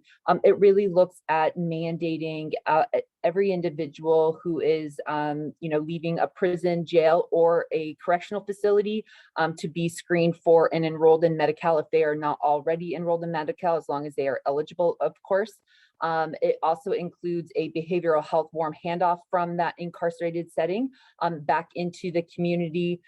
We are doing and proposing a 90-day Inreach service as well. And by that is what I mean is for a select individuals would be eligible to receive various services to allow for a coordinated reentry into the community. It will include services like telehealth services for both physical and behavioral health services to coordinate with the community provider prior to release. We would include any labs or x-rays needed for those treatment services.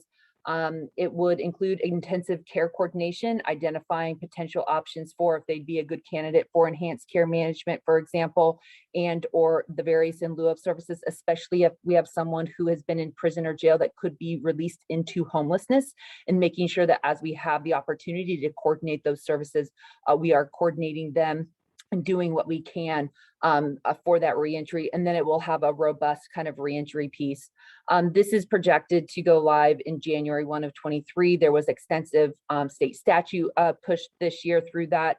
We are launching in October a very comprehensive advisory committee, joint with many partners, including many of our correctional partners, probation, et cetera, sheriff, across the state of California to help inform that work. And we are actively working with our CMS and federal partners about how we can coordinate and do those things, and of course get federal approval for those pieces. So exciting work there that really touches significantly in this space and an important piece of the CalAIM proposal. It also would allow for someone upon reentry to get medications before they leave, so a 30-day prescription, as well as durable medical equipment, really important upon release, so that they are, not directly walking into emergency room visits or inpatient stays, et cetera, and doing those warm handoffs. So really look forward to working with many of you on that initiative.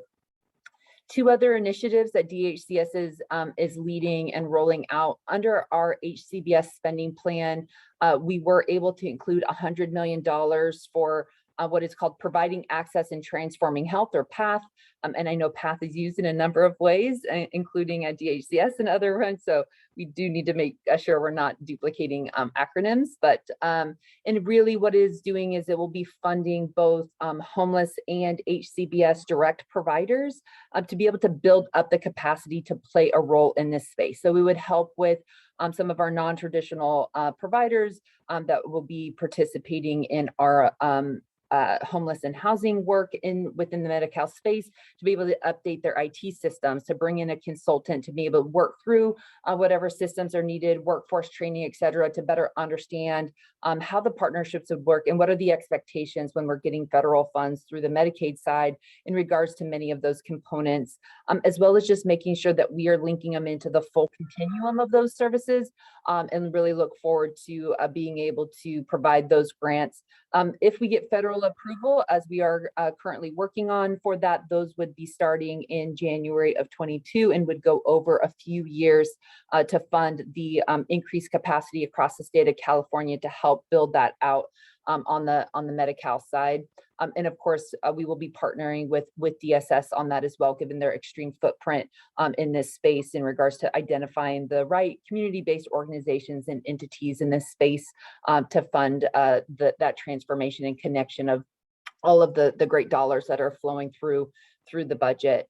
I also would just flag that we also put into the HCBS spending plan and have partial approval from CMS as well on this particular piece, $1.3 billion for a housing and homelessness incentive program directly through the department, where there would be a combination of point in time the point in time would be guiding kind of the allocation of those funds across the state. However, it would also be focused on one-time investments at the local level, as well as really coordinating across the local HUD and other homeless plans and pieces to identify unmet needs, and then also incentive payments for identifying individuals in Medi-Cal who need housing, connecting them with housing and keeping them housed, and having incentive dollars to help fund those pieces, really working to, broker relationships between our Medi-Cal managed care plans, who historically have not played a very large role in this space, with the local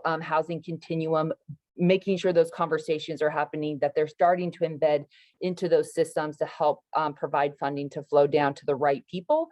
And so really look forward to working with many of you, as I've already worked with many of you on this, and in the future working with you guys as we implement those pieces and start closing some of those gaps on the Medicaid side of things. So that is my update. Julie, thank you for the time to update the council. Thanks, JC. Next, we'll turn to Gustavo. Thank you, Julie. I just want to first echo the previous sentiments about thanking Ali for her leadership and her partnership, and for everything that she's done at HCFC and beyond. I want to just, because of time, be brief and give you just a snapshot of some of the investments. Let me start with some of the things that are already underway, and then I'll mention a couple of programs that we're going to be rolling out very, very soon. We're going to be announcing very soon. But let me start with HomeKey. The secretary mentioned this at the top of the meeting. We were in LA announcing with Mayor Garcetti and some of our key partners from the first round of HomeKey last year. The new investment was facilitated by Governor Newsom's leadership in signing AB 140, $2.75 billion for the next 2 years. With this infusion of dollars, we hope to create north of 10,000 additional units of interim and permanent housing for persons experiencing homelessness or at risk of homelessness, on top of the 6,000 plus units that were created in record time, in record cost last year, in a short period of time under the first round of HomeKey. For those that are listening, that are our partner local jurisdictions, the notice of funding and availability is already out. That was the announcement a few days ago. hcd.ca.gov is the way to access all of this information, all of the rules governing this next new round of HomeKey 2.0. The application will be live in just a matter of days, but remember, HomeKey requires a pre-application consultation. So if you're a local jurisdiction and you want your community to be part of the next round, $1.45 billion of the full $2.75 billion available, please request your pre-application consultation now, because we will be moving very quickly over the counter in just a matter of days. And we obviously are very mindful, just like last year, on regional equitable distribution. We have some great new features, including an 8% set aside for youth. Very, very excited about the new features of some of the new rules of HomeKey 2.0. But it is very, very important to, as a local jurisdiction, to start that process right now. $550 million, I should add, for operating subsidies to ensure these projects have funds on hand to operate initially, ensure the sustainability over longer number of years than the previously last year. So just, all the information is on our website, and we encourage people to start that process quickly. I also want to mention that another important program, the Veterans Housing and Homelessness Prevention Program, that is administered in conjunction with Russell, his team, our friends at CalVet. We were oversubscribed this time, so we expecting in the coming weeks to announce the awards. This last round of funding was for $75 million, and we received over $150 million in applications. So that's very, very important program to fund multifamily housing for our veterans. Another important aspect of the work that we do here at the council. And then things that are coming up. Everybody, I think, in this call knows about our No Place Like Home program to develop permanent supportive housing solutions for persons who are in need of mental health services and are experiencing homelessness, chronic homelessness, or at risk of homelessness. We expect the next round 4 notice of funding in October, and the competitive allocation will be very important this time around, with close to $500 million. The non-competitive allocation funding an additional close to $20 million. So stay tuned for that, and also stay tuned for another very, very important program, the Housing for Healthy California. Another notice of funding availability expected in just a matter of days for $170 million. And this program is to reduce the overutilization of emergency departments, inpatient care, nursing home stays, and use of correction systems and law enforcement resources for people who are experiencing homelessness. So a number, this package of investments for either addressing or preventing homelessness is just very robust, very rich. Again, I know there were a lot of local jurisdictions are listening, people involved in partnering with local jurisdictions to develop this housing solution. So whether it's HomeKey, whether it's Housing for Healthy California, No Place Like Home. So a lot happening right now and in the next few months.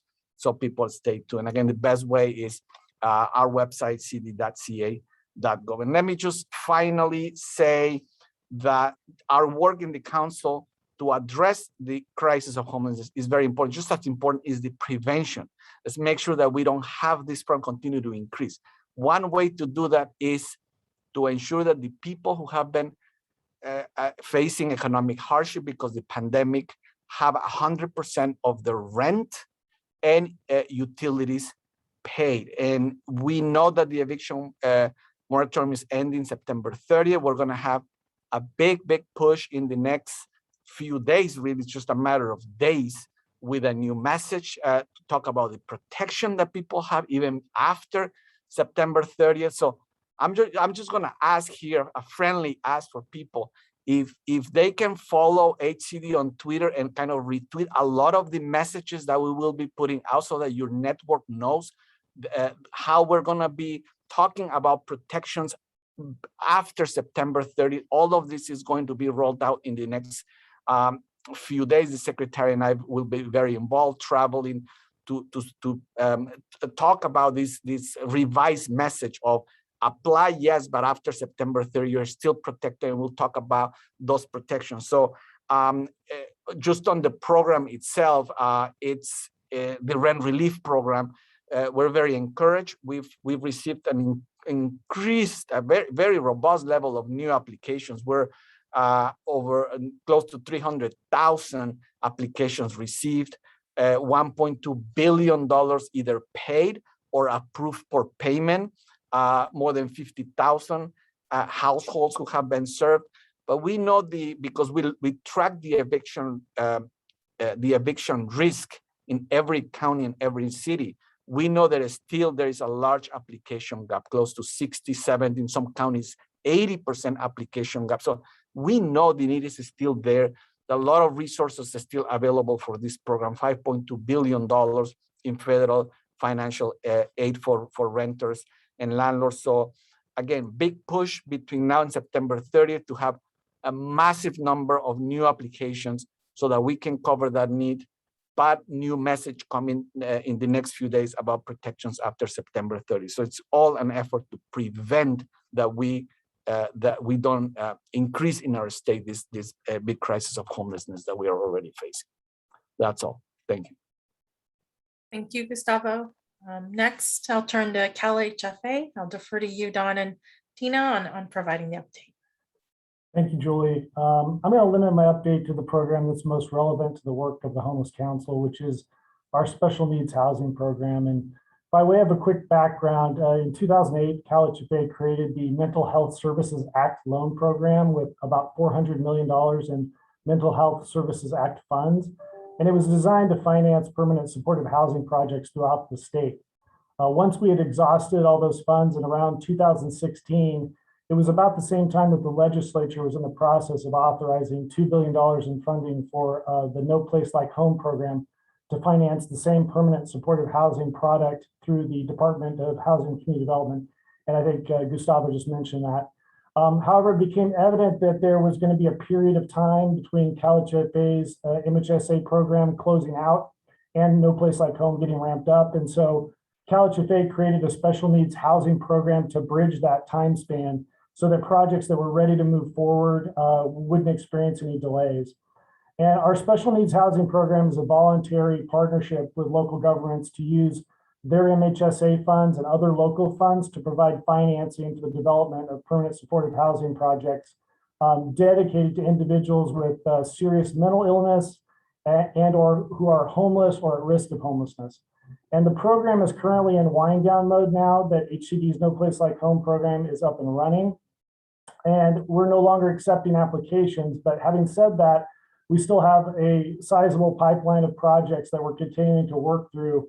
And we will be closing out the final projects by the end of the 2021-22 fiscal year. So by June 30th of 2022, we will have closed out the last of our projects. And to date, the program has financed 55 projects for just short of 3,600 permanent supportive housing units located throughout the state. And in the next 9 months, we'll probably be closing construction on the last of about 1,100 of those units. So that's basically my report out for what we have to report. Thanks so much, Don. And next I'll turn to Gina with an update from Cal OES. Hi, good afternoon, everyone. We did receive $50 million this year in the new budget. $10 million went to our continuing programs for existing subrecipients for our Homeless Youth Emergency Services program. And those counties are Fresno County, San Bernardino County, El Dorado County, and Orange County. Our second program that we received is for $40 million to continue our Homeless Youth Emergency Services and Housing program. That will be competitive this year for 12 new subrecipients, and we'll be funding the existing subrecipients we have. We're excited. The RFP is out and posted on our website. You can go in and search the Homeless Youth Emergency Services Housing Program, and it'll come up with the RFP. The RFPs are due back on October 18th. For more details about both of these programs, we have submitted that to the council, and that is in the report to give more detail about what they do and who is eligible for those particular programs. The one that we have posted right now, the RFP, who's eligible for that is the eligible applicants will be non-governmental applicants that can apply for it, that are serving youth experiencing homelessness. So the eligibility is on the RFP for more detail. but it is out and posted right now. And we plan on funding a total of 12 for total of 12 counties are able to participate, but we are planning on planning on funding 4 applicants with that RFP. So any questions that anybody has, they can direct that to me, or definitely look on our website for availability. Thank you. Thanks, Gina. And next I'll turn to Corinne. Thanks, Julie. All right, so hi folks, Corinne Buchanan with the California Department of Social Services. So many folks have been talking about the administration's historic $12 billion investment in ending homelessness. And so I'm going to talk to you today about the just over $2 billion that will be administered by the California Department of Social Services over the next 2 years. And these will be funds that will go to counties and tribes to either establish or expand the housing and homelessness programs that CDSS oversees. I'm going to walk you through each of them today, and I will share the funding timelines as Julie asked us to do. As I mentioned, the programs at CDSS are administered primarily by departments of social services, and many are actually embedded into the social safety net programs that our departments operate to meet housing needs of individuals served. These expansions are really exciting because it's going to allow us to better meet the true need across our state. Historically, we have had a match for the funds that CDSS provides to end homelessness, but this is not the case with the expansion funds. The match is waived during this period, the county match, which means that we are really excited to bring on new counties who historically have not been able to participate, so that our programs can better reach all parts of the state of California. So the first program that is expanded is the CalWorks Housing Support Program, which will receive an additional $380 million over 2 years, in addition to an ongoing annual appropriation of $95 million. And this program provides housing supports for families who are on the CalWorks program, our welfare program here in California. The ongoing funds for 2021 have already been awarded, and the expansion funds will be awarded in the coming months. Next, I'll provide information on the Bringing Families Home program, which is a program that provides housing-related supports for families who are involved in the child welfare system. The goal of this program is to reunite families that have been separated, as well as to prevent family separation. And we'll be investing $185 million over 2 years. There are pilot funds for this program are available through this fiscal year, through 2021, and the expansion funds will be released in the coming months. Next, I'll move on to our programs. Those were our 2 family programs. And next, I'm going to move on to our programs that serve seniors and adults with disabilities experiencing homelessness. We have an investment of $300 million over 2 years, in addition to ongoing $25 million for the Housing, Disability, and Advocacy program.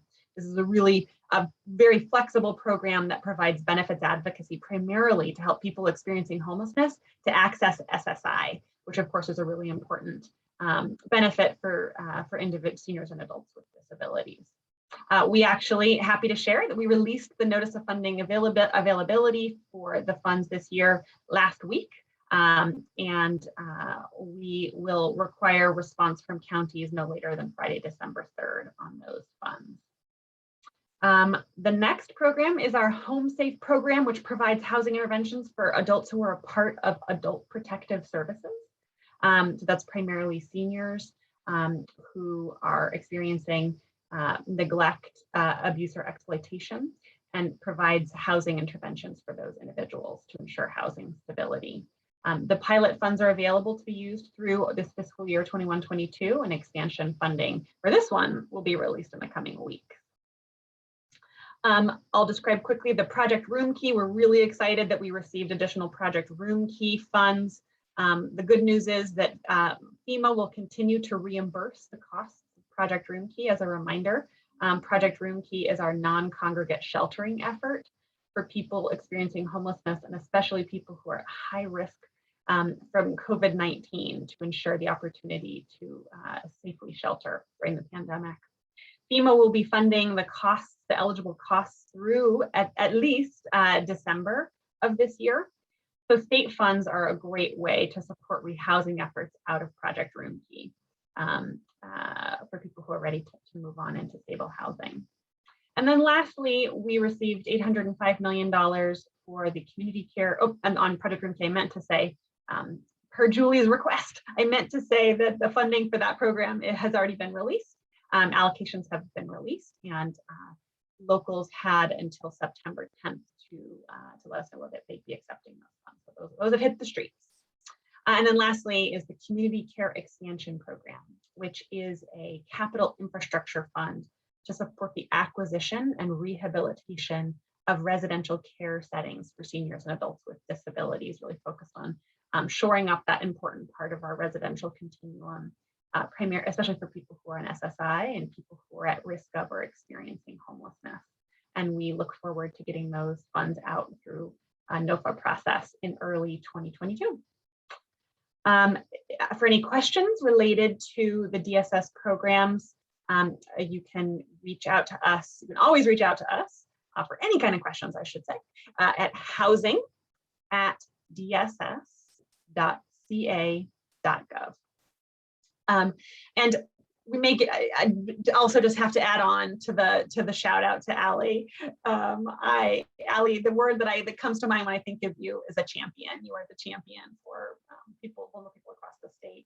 And I so admire your tenacity and the heart that you put into the work. And so appreciated the work we've done together. And we are going to carry on the torch of so many of the efforts that you created in California. Thank you, that you championed. Thanks. Corinne, thank you for the update. And just a couple more updates from both Caltrans and Calvet. And I will flag that we do have a Ally appreciation section coming up very shortly. And so I, for one, want to get on that. So for the sake of time, I'll turn it to Tokes to provide an update on Caltrans. Thanks, Julie. I will hold my Ally appreciations for the section later. Hopefully, it's a lengthy one. Good afternoon, council members and members of the audience listening in. Tok Somashak with Caltrans. I'll try to be very brief because again, these comments are provided already in writing.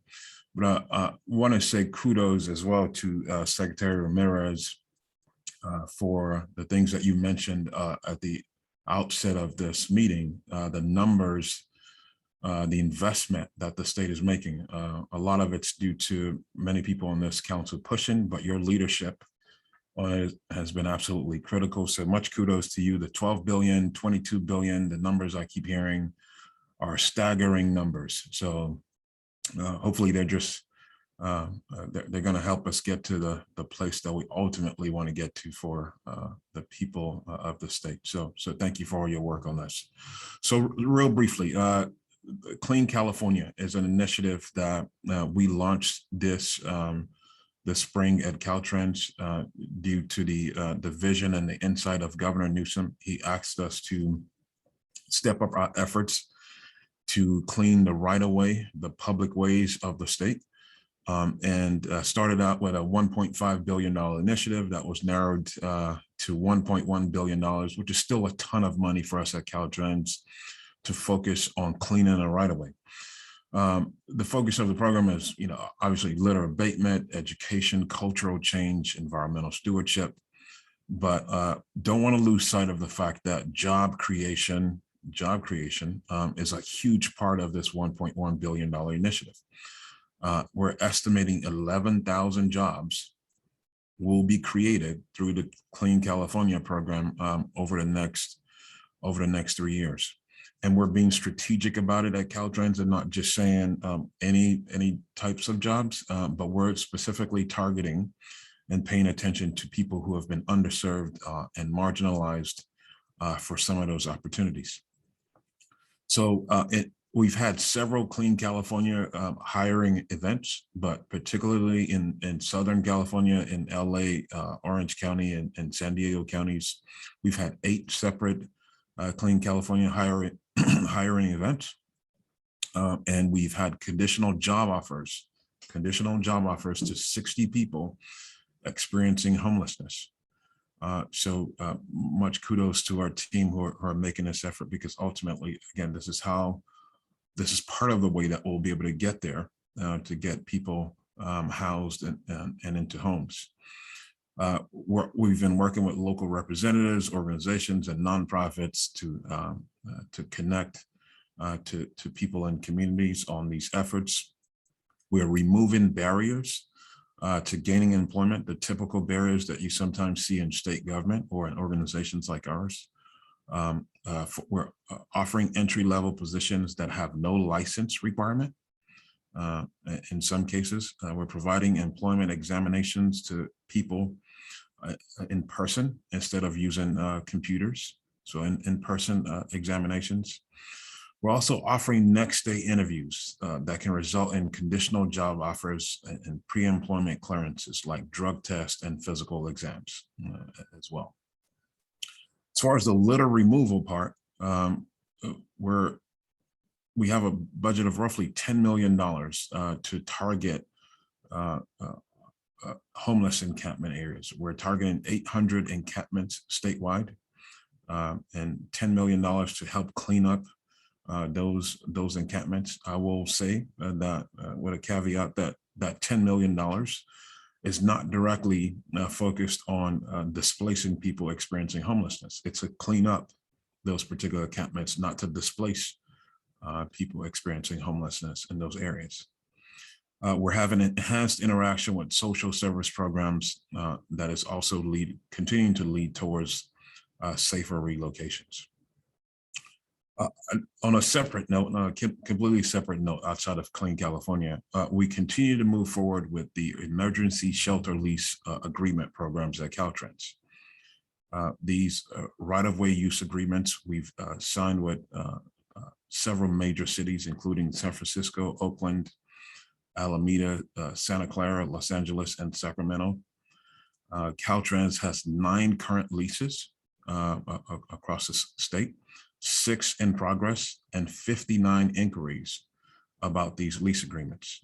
If you're not familiar with these lease agreements, it allows local governments to build temporary housing shelters on Caltrans right-of-way. Yeah, thanks for pulling these images up to share with everybody here. It's just a couple of quick examples. But this particular location is in LA. It's the Satakoy and Woodset leased tiny homes. We just opened these, working with the city of Los Angeles. This particular area has 150 beds. And again, this is right on Caltrans's right-of-way. And we've worked out a lease agreement with the city and nonprofits to help manage these locations. I think there may be one more. Oh, did you show the Sacramento one? Okay, yeah, here's the other one. Yeah, the WX site, we worked with Mayor Steinberg and his staff, the governor's office, our District 3 office at Caltrans. We worked on this particular location just south here of the Capitol where I am right now to open this location on the WX street site. 100 beds in this particular location here in Sacramento. So again, these lease agreements, we've got we've got 9 total, actually, lease agreements, 6 in progress, and 59 other inquiries to use our right-of-way to put temporary shelter similar to these on them. So a lot of success that we're seeing with that. And then I'll close with one more thing, a similar effort from us. We worked with the folks in Fresno, city of Fresno, on a program called Operation Off-Ramp. Operation Off-Ramp included participants from Fresno PD, Department of Sanitation, Animal Control, several folks at the local government level to help relocate and clean up encampment locations. As of June 28, 2021, we had 15 relocation events. A total of 535 individuals were contacted. 429 accepted shelter, and 106 declined shelter. So the housing take rate for this particular pilot project operation off-ramp was 80%. So 80% of the people we worked with in the Fresno area accepted housing on this pilot project. So another just example of some of our efforts, even though we're mostly focused on transportation at the department, we clearly understand there's a nexus with Caltrans between transportation and housing, and putting in our effort very much as well in our commitment. So thank you for the time. Thank you so much. And last but not least, Russ, turn to you. Hey, thank you, Julie. Hey, first of all, hey, Tox, I may want to get with you regarding these lease agreements that you did with the tiny homes in LA. Maybe something that we might be working on as well later. Absolutely, absolutely. Glad to. Yeah. And then also, of course, always a big thank you to Helene and the U.S. Interagency Council. It's good seeing you again. Good hearing from you again. And good hearing from folks at the Sonoma County folks, both Deborah and Michael. That's awesome stuff. I'll piggyback on Gustavo's brief about the veteran housing and homeless prevention program. Wonderful program. So round 6 NOFA will be awarded soon. Like he said, that's roughly $150 million. So we've already done 5 rounds, which have resulted in a little over 2,600 veteran-specific units that we've put out. So that's been a wonderful program, and we always appreciate Gustavo and Team HED with helping us with that. A couple other real quick updates. In the budget, we also got, sorry, I'm pulling my notes here, veteran service, veteran support for self-reliance. We got $25 million in the budget to start a pilot program that we're calling Veteran Support for Self-Reliance. And that's a pilot program, a 3-year pilot program to help supportive services for aging homeless veterans so they can stay stable and age in place. So that this will focus on veterans 55 and over, using veterans that are currently using a project-based HUD-VASH voucher in California. So there's about 600 veterans who are represented in the pilot program. And so they'll be receiving additional support services through occupational therapists, LVN, CNAs, senior support, and mentors and other things in transportation. So that's a great one as well. Another $20 million that was awarded for us to do some construction on the West LA campus. That's going to be awarded to US Vets to do some, they're the lead developer on the project on the West LA VA campus there. With that, that's it for me.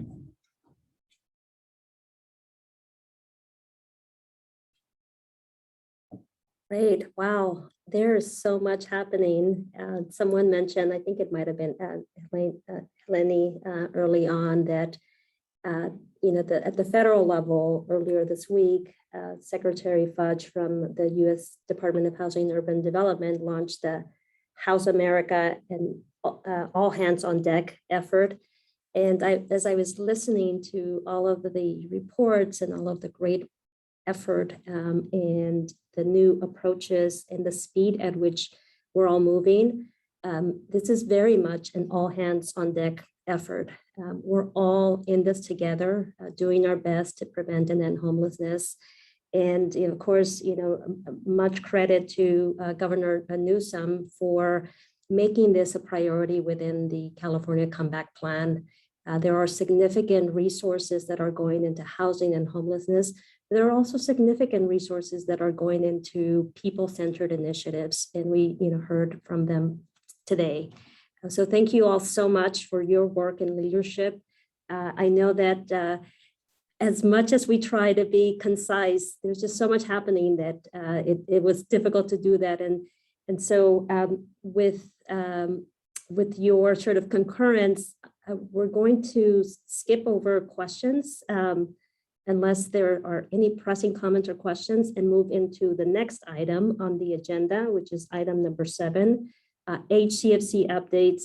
And this is our opportunity to acknowledge and recognize Ali Sutton for her leadership. So just want to pause for a second there to see if there's if we have any questions from council members regarding any of the updates. And if not, I will move to the next item.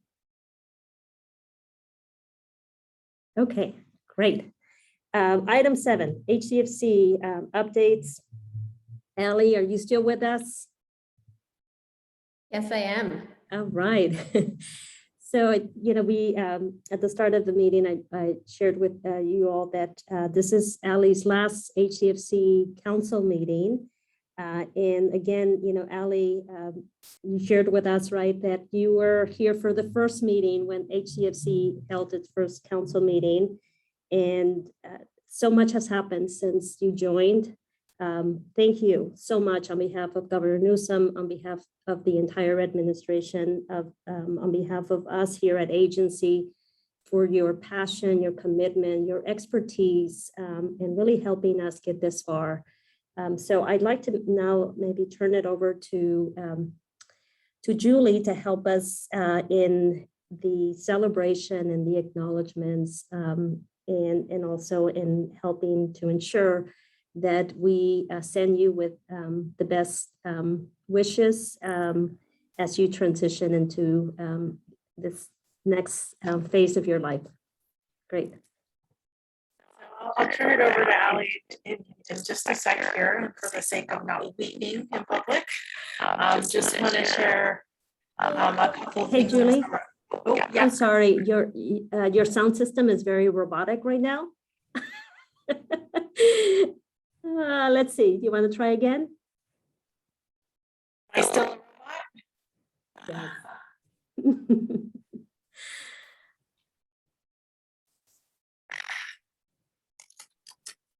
Well, we'll maybe jump in here. Victor, are you on? Yeah, I was just sending a chat to my robotic friend asking her if I could jump in. Well, this is just an opportunity, one of many, to appreciate Allie for the amazing work that she's done. Allie, I could go on and on, so I won't. I'll spare you that, and I'll just say that thank you for inviting me to be a part of this amazing adventure. This is such an amazing group of folks, and the work that we're doing right now, I keep telling my staff, we will look back at 2021 and say this was when California hit the turning point on this issue, and so much of that is thanks to your leadership, Allie. So, I want to invite you to say a few words to folks, and then I'll help facilitate other folks who want to share anything. Yeah, thanks, Victor. Appreciate those sentiments, and thank you everybody for the kind comments already. Those of you that know me well know that I'm incredibly uncomfortable in these kinds of circumstances, so I'm going to do my best.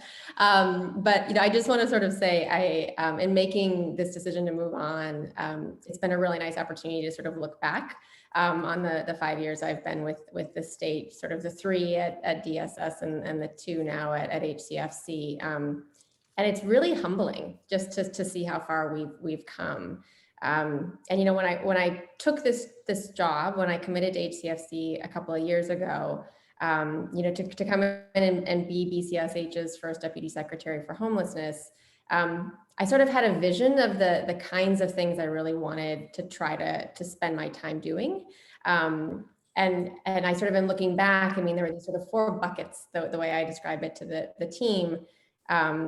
The first really being about increasing the impact and leadership ability of this council.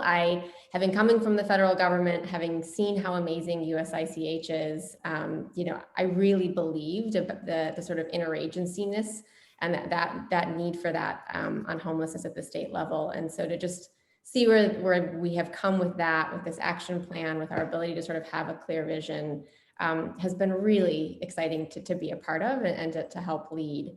I also, as you all know, am a self-proclaimed data nerd. And so the homeless data integration system was a clear part of why I wanted to join HCFC and help with that work. And it's been so exciting to be able to do that. I also have a strong belief in our funding being sort of about outcomes-based work. And so I'm just so excited about where, HAP is headed in some of that work and sort of where we came from. Those of you that remember HEAP and sort of the flexibility, we'll say, of that, and just sort of how much we've grown with the funding at HCFC. And then, the last piece was really when I first came on board, there were 5 staff members at HCFC for a massive mission. And it was a real clear goal of mine to make sure that we had the staff and the right kind of staff to do this work at the level that it deserved to be done at. And so, the team that has been built, we are growing to 50 folks this year with the amazing leadership of Julie and Victor. You all are in great hands. These folks and this team are some of the most passionate and kind people I have worked with. And so I just, we don't often celebrate the sort of staff pieces of this work, but you all sort of know the other kinds of successes. So just I wanted a minute to sort of highlight that being something that I'm incredibly proud of walking out of this role. And so I just, I want to say, I think all of that happened because of all of the folks around this table, virtual table.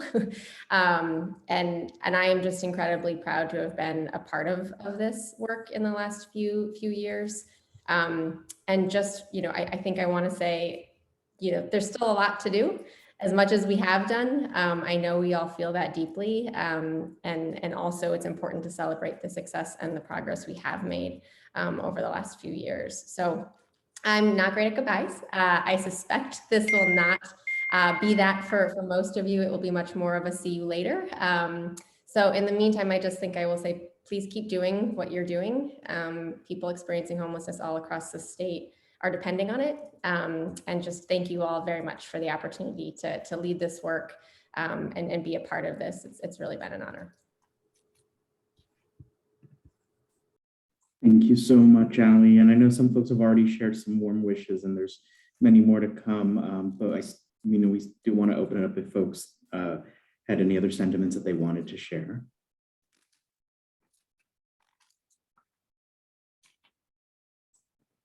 Yeah, Ali, sorry, I'll be the first to go, but I've certainly, being a career Navy guy, I appreciated all of the nautical talk today about all hands on deck. So that was awesome for me to hear. But so I'll leave you with this one. I'll leave you with a new one that you may not have heard. It's called, we say to any of our shipmates that leave ships, fair winds and following seas. So we wish you fair winds and following seas so that the seas may push you in the direction you want to go. Thanks, Russ. And I see Gail has her hand up. Yeah, Ali, I just wanted to say, as someone who met you when I first came on the council, your leadership, particularly through the pandemic, has just been tremendous. And then officially on behalf of All Home California, and I feel like I can say this in the AB 71 coalition, Bring California Home, your collaborativeness with the community, your embracingness of regionalism as a solution and accountability to our cities and counties is tremendous. And I know that we will continue that legacy here on the council. So thank you for all of your hard work over the years. Ali, this is Gina, and I just want to thank you again. Thank you also for your leadership, and we both started together on the council.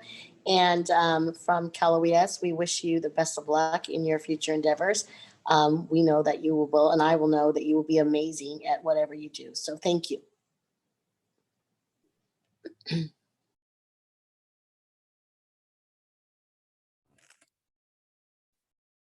Yeah, Ali, Tokes here.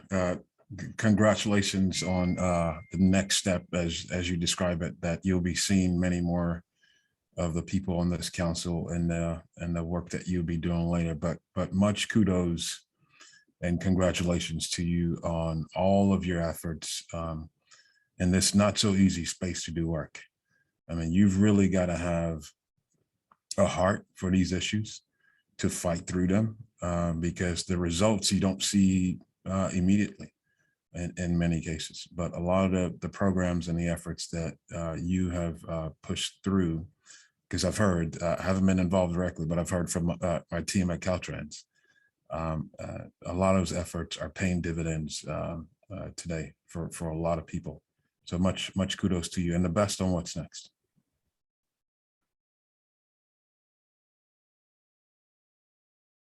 And hi, Ellie. As one of the newer council members, I really appreciate your leadership and the support you provided in the onboarding process. And I'm so excited to see the direction of the work, and am very much privileged to enjoy the fruits of your labor. So appreciate it.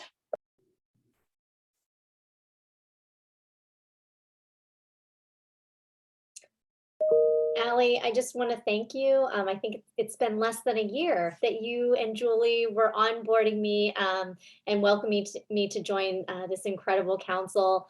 I remember, I was very cold to learning about this council and the work, and the passion and the excitement that you shared in onboarding me just got me really, really excited as well. And so I just thank you so much for your leadership.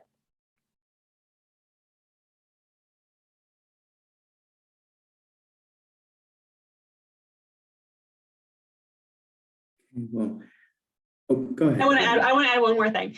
I'll just add that I think that sometimes, Allie, we've been like herding cats probably to get us all headed in the right direction. But you did it gracefully. And I think, when I think about the $12 billion in funding that's coming down, I feel so grateful for the coordination that's happened to date and for the solid foundation that you're leaving us on to be able to really make sure that our work is integrated and coordinated. So thank you for that as well.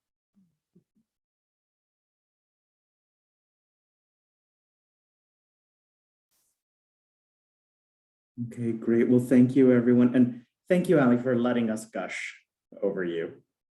I share your sentiment about these kinds of situations, so we really appreciate it. Secretary Castro-Ramirez, may I turn it back over to you? Yes, thank you, Victor. Thank you. I will say just one last reflection here.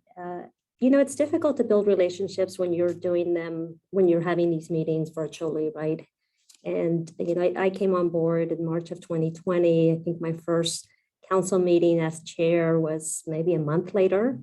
And it was, challenging, right? Because you don't have the connection, you don't have those relationships. And, Allie, you played a very key role in helping us adapt to this new environment and then helping to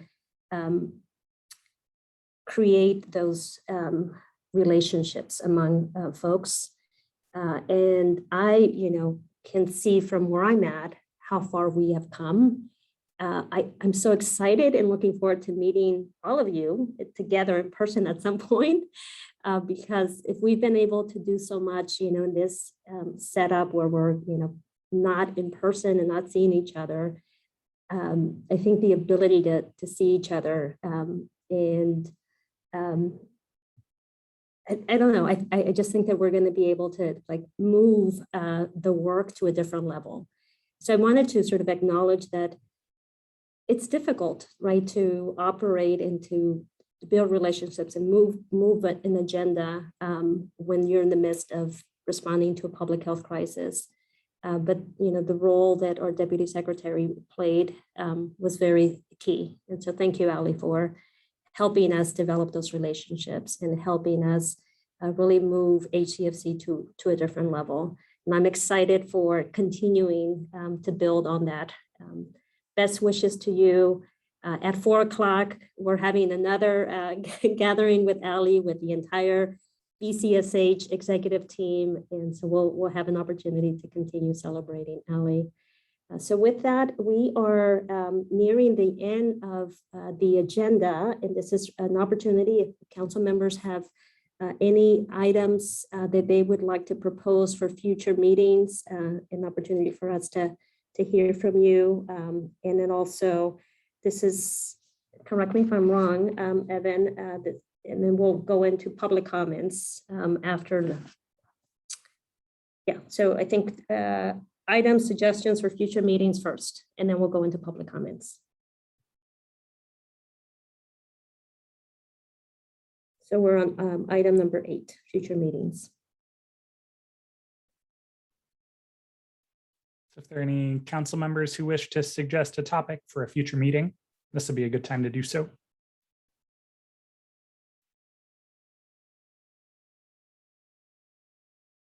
And if not, if you have an idea, a recommendation, just please follow up with Julie and we'll make sure to follow up. So moving along, item number 9, public comments and final remarks. I will go ahead and turn this over to you, Evan, to help us facilitate the public comment portion. Certainly. Thank you, Secretary. So any member of the public who wishes to make a comment, please press the raised hand icon on your screen, or if you're connected by telephone, you can press *9. As a reminder, comments will be limited to 3 minutes. And it looks like we have a comment, first comment in line from Kim Lewis. Yeah, good afternoon. This is Kim Lewis with the California Coalition for Youth. And I too wanted to just echo some positive comments and well wishes to Allie for her partnership since she's been working for the state and really helping to elevate the needs of our young people experiencing homelessness. And I wish you all well in your future endeavors and looking forward to seeing what you do. Thank you. Thank you for the comment. Next, we have a phone call from a call-in user ending in 257. You should be able to unmute your line and you'll have 3 minutes to make a comment. Yes.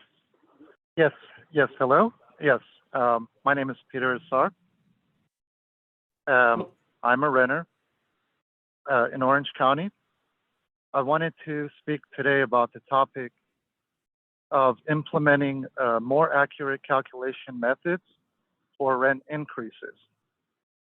If the method that I'm going to present will be accepted, this will greatly help to reduce homelessness and the crisis of affordable housing in California. Rent increases and their percentages used are being calculated from previous rent amounts. This is too basic and too simple of a calculation rent increase method. I have observed at least 3 rental properties with rent increases, and all are using the current basic method, even the rental property that I reside at. In June of this year, my rent went from $897 per month to $942 per month. From calculating from previous amounts, it is a 5% increase. However, it's not the real 5%. It is an additional $45 per month or an extra $540 in rent costs per year. When I've asked my previous property manager the reason for our rent increases, it is because of whenever a county's median income increases, this allows for landlords and property managements to issue rent increases. Since that is the case, property owners, managements should begin to calculate rent increases from the previous year's county median income difference. In 2021, the AMI, or area median income, of a one-person household in Orange County was listed at $74,700. In 2020, the AMI was listed at $72,100. There was a $2,600 increase in the previous year's county median income. The real 5% would have been calculated taking the $2,600 figure, multiplying that by 5%, and it would have equaled an additional $130 in rent costs per year, or just an extra $11 per month. But by doing it from the basic method, I and other residents are now paying an extra $410 per year, or an extra $34 per month. In actuality, in all honesty, I and other residents were issued a 20.7% rent increase, which is 10.7% over the state maximum rent limit of 10%.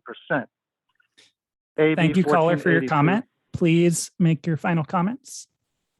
Sure. I was nearly finished. Today, on behalf of all the overcharged residents at Park Apartments and on behalf of all renters in California, I'm making a request to the California Homeless Coordinating and Financing Council to propose a law or a bill to the Senate that would require property Your time owners. is complete. Please.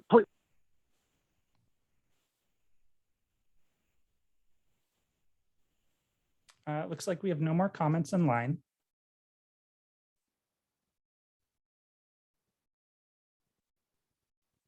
Evan, if we, Mhm. yes, Evan, if we don't have any other comments, if the previous speaker is still on, if we can just allow for him to finish up, since it's the last comment, that would be. Certainly, my just apologies. helpful. No, no It's worries, it's fine. Certainly your Thank you. discretion. Thank you. Caller, my apologies. If you'd like to finish your comment, you are welcome to. Yes, thank you. Thank you very much. I'm basically finished. All I wanted to do was to make a request to the council, to make a request to state legislators that would require property owners, landlords, and property management to begin to calculate rent increases using the income increase from the previous year. This is a fair, accurate, relevant method for both the landlord and renters. Please take this very seriously. If this is accepted, this will create a more accurate and just rent increase method. Thank you. Thank you for your comment.